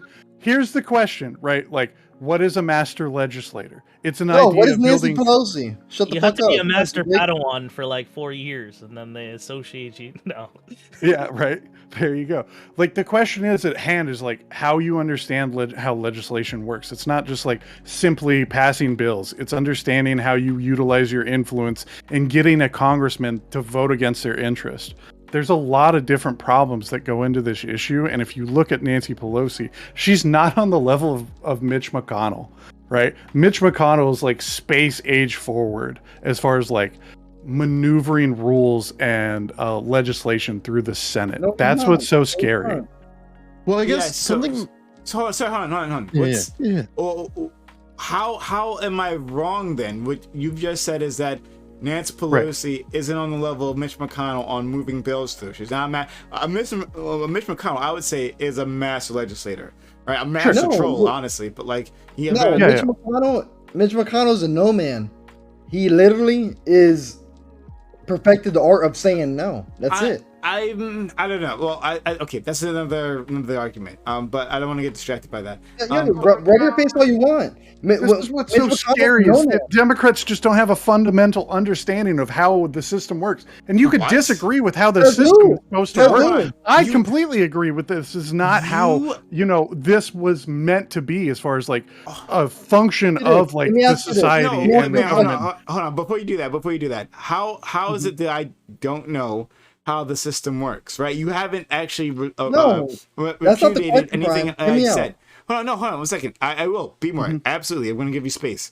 But like you said that I'm wrong. I don't know how the system works. What did I get wrong about the system? So it's the idea of like, why do Congress people vote for certain bills, or how do I get this person to vote against what may be against their interest or their political interest, right? Those things, those interpersonal connections in between the House Minority Whip or the House Majority Whip, that these functional things. Democrats understand what's within their political interests. They do not know. They don't know. They vote whatever the party tells them to vote for. So if you look at like if you go ahead and look at a like the 2008 crisis, right? Before President Obama takes the office, and you look at how she goes and functionally works with the Republicans and what crisis happened in 2008? Are we talking about the 2008 financial crisis? You said it yourself. You said the 2008 crisis. What crisis happened? The 2008 financial crisis. Can I finish? This was barely a crisis. Continue. Wow. Yeah, that was painful to hear. Wow. Jesus Christ. The level of stupidity. I feel really confident in that needle dick statement. All right. Going on. So when we talk about the 2008 financial crisis and how you had to go and work in between the two branches, the executive and the legislative, to come up with a package to sell to fiscally conservative Republicans, so you don't have an even larger process of Tell me what changed. Okay, what we're talking about here is the legislation to stop the crisis at hand, not to stop it from handling in the future part. How do you stop it? Sorry, hold on. You are aware of like the how that went, right? How that process went. Like it wasn't like simply the legislators came together. Nancy Pelosi decided on a path forward, and then she got members of Congress to simply sign on. No, what happened there was that well, you remember the Republicans voted no at the first summary of the bill, right? What Republicans do is vote no. That's normal. Yeah, it was. Paulson, I forget what his first name. Hank Paulson. Hank Paulson came through, and he led the effort there. He came to Obama, and asked Obama, "Hey, we got two ways. He got 2 ways. George Bush. No, he didn't. No, excuse me. I know what I'm talking about. He came to Obama. And he asked him, "Hey, we got 2 ways we're gonna do this, right? Either we can design this so that it focuses on the financial industry, or design this so it focuses on bailing out the homeowners. And at that time, what Obama said is that we only have one president at a time, and so defer to George W. Bush, because I know what I'm talking about. And so he went to George W. Bush, and then he designed that package around saving the banks, right? It was a hostage crisis. When they came in, it wasn't that the it wasn't that people thought, well, we could just do whatever we want here, right? And we're gonna use our interpersonal relationship skills to craft this legislation so that everyone is happy. No, it was hostage crisis. House is burning down. This is what we got to do. Right. So then, I'm confused on what you like. President Obama specifically at the time, President-elect Obama, right, had no legislative power whatsoever. What he did, what Paulson did. Oh my God. No, yeah, but he was going to have to execute it because it was months away. He was already, he was a president-elect. So, right. So I was going to say coordinated, but not coordinated. Like he was elected, but he hadn't been into office. They knew that Obama, whatever decision they made, Obama was going to have to enact.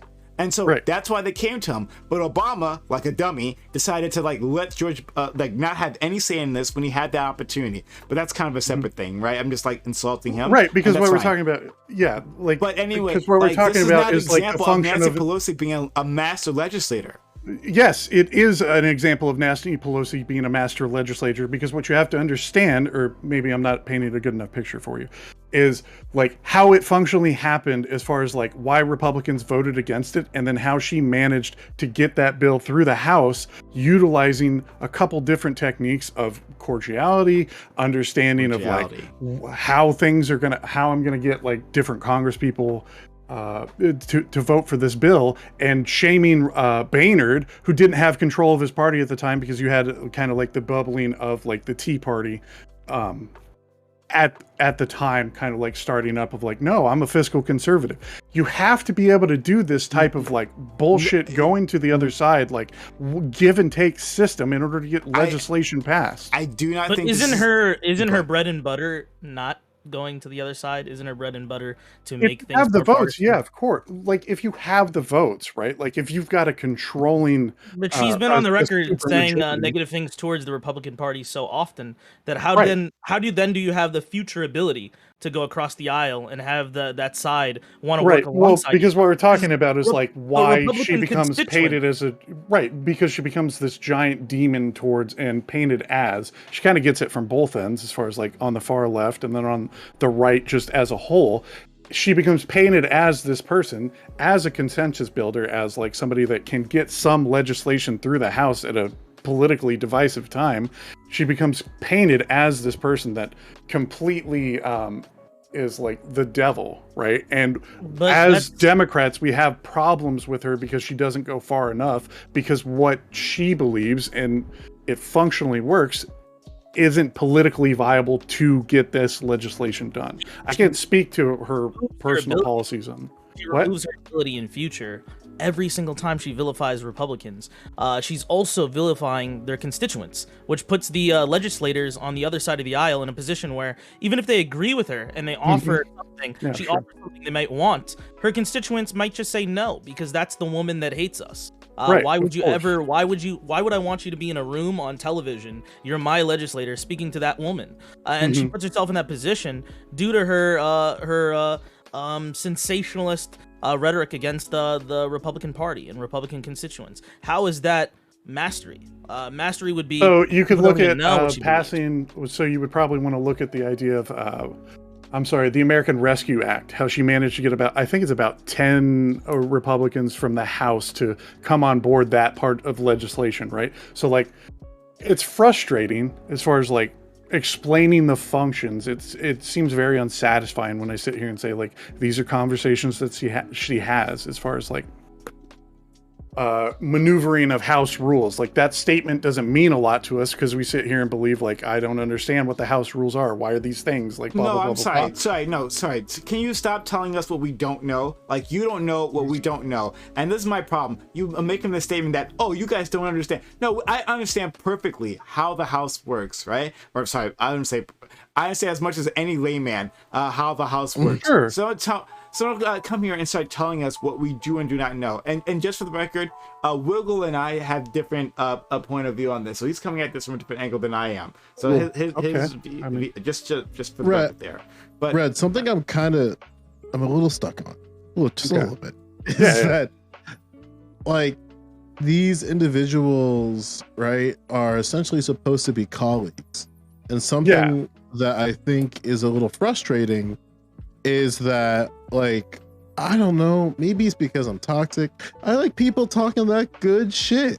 And something that I think that it's kind of fucked up is that, like, when Governor Murphy talks that good shit, when he actually has the spine to talk that good shit, he's like, yeah, fuck these Republicans. They fucking suck. They keep obstructing my shit, but I have a majority, so you can suck it. And it's like, hell yeah, brother. But then at the same time, like, you have like the Sweeneys who will say like the same thing and be like, Republicans are the worst thing ever. And it's like, actually, my friend, your entire district is Republican controlled and you are just an anomaly just because you're Senate president.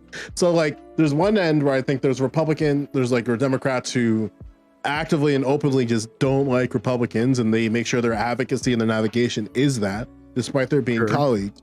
But then I think with Nancy is that maybe there's a level of performativeness. Where like she'll do the rip up of like I'm being very hyperbolic. Donald Trump's speech, yeah. But then in the back, she'll just like be like, "Hey, you guys still gonna go to the bowling game after?" Like, you know what I'm saying? Yeah. Talk about this bill. So like, there's that class part, right? Is that like the divide that you're kind of talking about? As far as like, it seems like there's a club that she's in, as like a person of power and somebody that's rich, that she does have those ins with that type of group. Yeah, it's kind of like Bob Menendez, right? Like, I think that motherfucker's a fucking crook, but at the same time, it's like you can't. Not to cut you off, I'm so sorry, but it's like some things you can't like sway these people on. It's really frustrating. Yeah, like there's no question that probably like people like Marjorie Taylor Greene aren't voting for any legislation for any Democrat, correct? So maybe. I'll leave a little space in my heart for her. I mean, she's on no committees, so she doesn't hold a lot of power, right? But like, if we could say like, your state sucks, bro.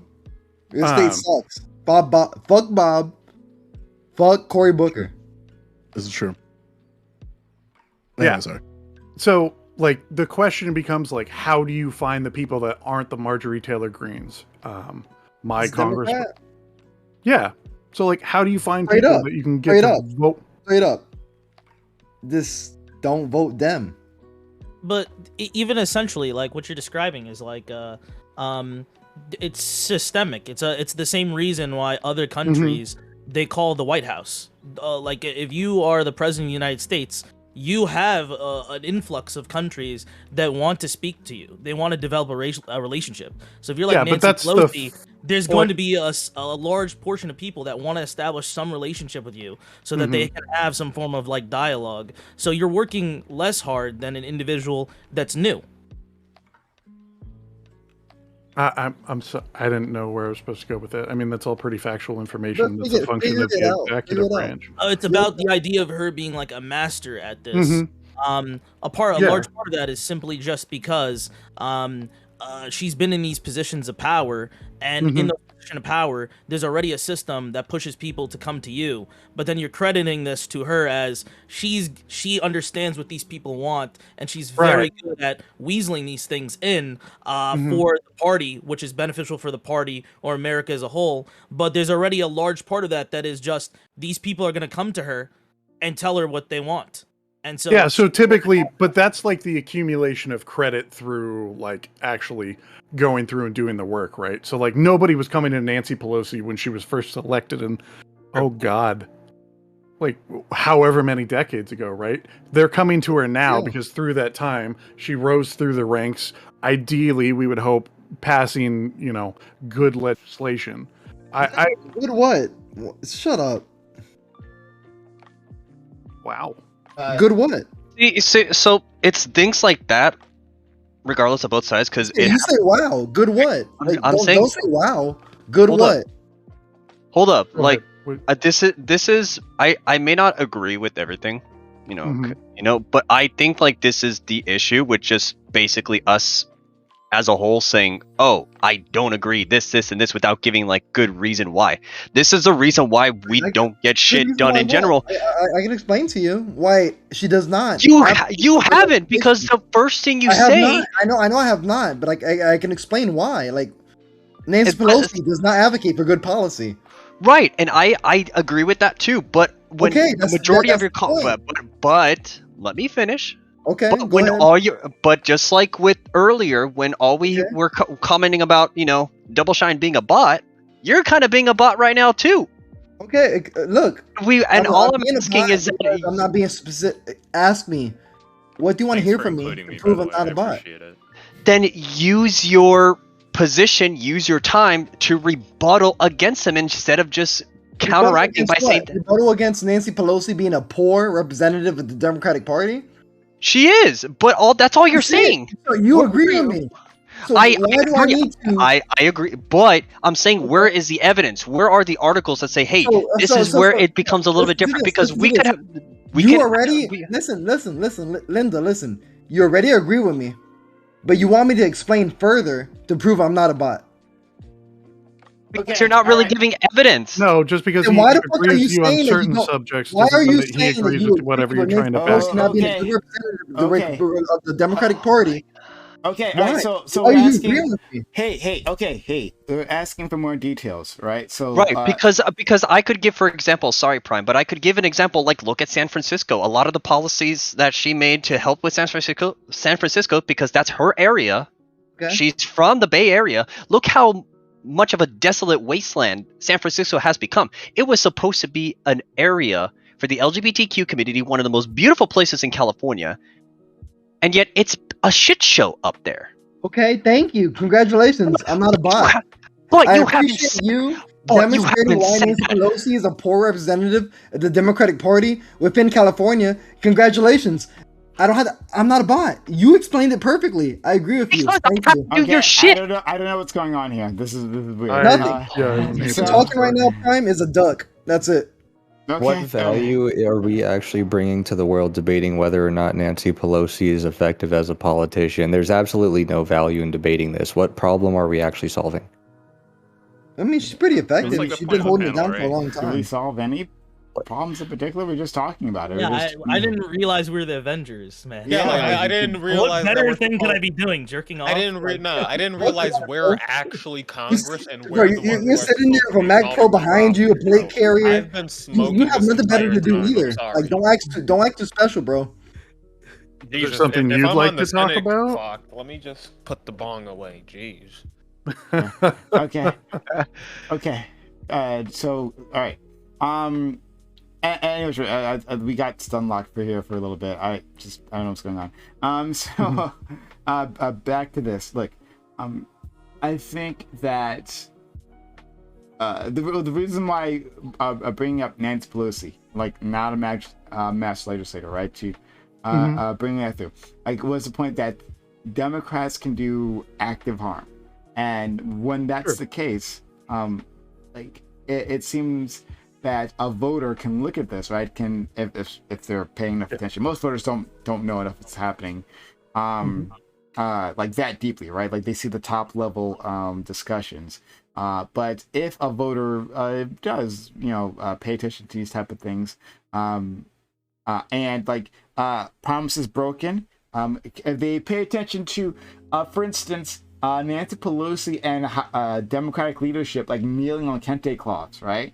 And pretending like they are doing something for African Americans, right? Like being performative rather than actually being transformative. Like if you see that and that turns you off as a voter, it seems like fine for them to decide, hey, this is not a person. This is not a party I want to support. Yeah. I guess what's scary to me in that process and that idea is like how it ends up inevitably ceding ground to somebody that may, and I think we could flatly admit, does pass more harmful policy in certain areas, right? Yeah, I mean, this is the idea of like pick your poison, right? Like I think I learned this in like 5th grade or something. Well, no, that's very flippant and very dismissive. I don't. Yeah. Thank you. Like, that's true. Very dismissive. It's wait. What about that was dismissive? Regardless about like how. All of it, so Pyro, like, let's. Pyro, please, no, Pyro. I want to ask Pyro. What was dismissive about what I just said? Any of us can answer it. The guy was speaking, and then like you're bringing up like an idea of I a concept that everybody on the panel understands. There's multiple names for it, and it's just the lesser of two evils. But I wouldn't say, oh, that's just like the lesser of two evils. I learned that in like what, the 4th grade. Like you don't have to speak like that. It's the appeal to common. It's the appeal to common sense. It's not an appeal to common sense. I'm sorry. No, it's not appeal to common sense. You're just being a bitch. No, sorry, because I thought like redhead man. I think you understand that like you're gonna have to pick like the lesser of two evils. No, right? you, It feels you like can other just people. shut up. That's not. I just. Well, it feels like other people aren't willing to like accept that that's kind of the reality of like. What? My dude literally said he's not agreeing with you, but like we keep cutting him off. So like, let's let him finish so we can find out what he's gonna say before you say, well, like I think you understand what I'm saying. No, Like, I please, this in redhead. 2nd grade, nigga. You learned the law in 2nd grade, but apparently you're still stupid. There's something to be said for the idea of like, hey, functionally this is going to happen, right? Like, but that doesn't excuse the idea of just because this is going to happen if you don't vote for me doesn't mean that I as a politician shouldn't change my policy, right? Or like as a party. So I said politician there as a whole because functionally that's how it works, but like as a party, you have to sit there and go and do your best to understand what your constituents are saying you aren't fucking doing. And it's not a viable thing, or I wouldn't say that it is. It's certainly not something that's going to build favor with your constituency if you sit there and say like, well, yeah, but pick your fucking poison, right? Like, this is an online debate panel, so there's going to be a certain level of crassness, and I'm not trying to challenge your style or how you talk. But like, how it functions, it feels like, in the sake of having conversation, your crassness is not adequate to the point of like what these people's suffering is gonna be. Does that make sense? I mean, I can kind of understand that, but I think that like the problem that I have is that like ultimately what happens is like when these large-scale elections happen, right? There is going to be a winner, and it's not going to be the third party person that you vote for. And there's a lot of real-world consequences for voting, and essentially allowing a party that is going to enact a lot more harm done. And again, I can even like I can bridge the gap and say, yeah, there's probably some harm that the Democratic Party is doing. I think you guys have been a little bit dismissive of all the good things that the Biden administration has done in the 2 years. But like to me, it's really hard for me to even look at these two parties and say that like, yeah, I'm okay with a Republican president, you know, with Congress and a Supreme Court being in power for like basically the next like 4 years with how things are looking for 2024. I mean, there's just been so much crazy shit that's came out of the Republican Party, which I think we can all agree that like I don't feel comfortable being complicit with that. I guess the Right. Okay. Yeah. I guess the problem that I have is like the method in which like you're describing what happens, right? Like functionally, yeah, when I look at these two parties, clearly the Republican is the worst, is kind of like your overall statement, right? The problem is like their discussion and people that disagree with what the Democratic Party is doing and thinking that they're lacking has nothing to do with the Republican Party, right?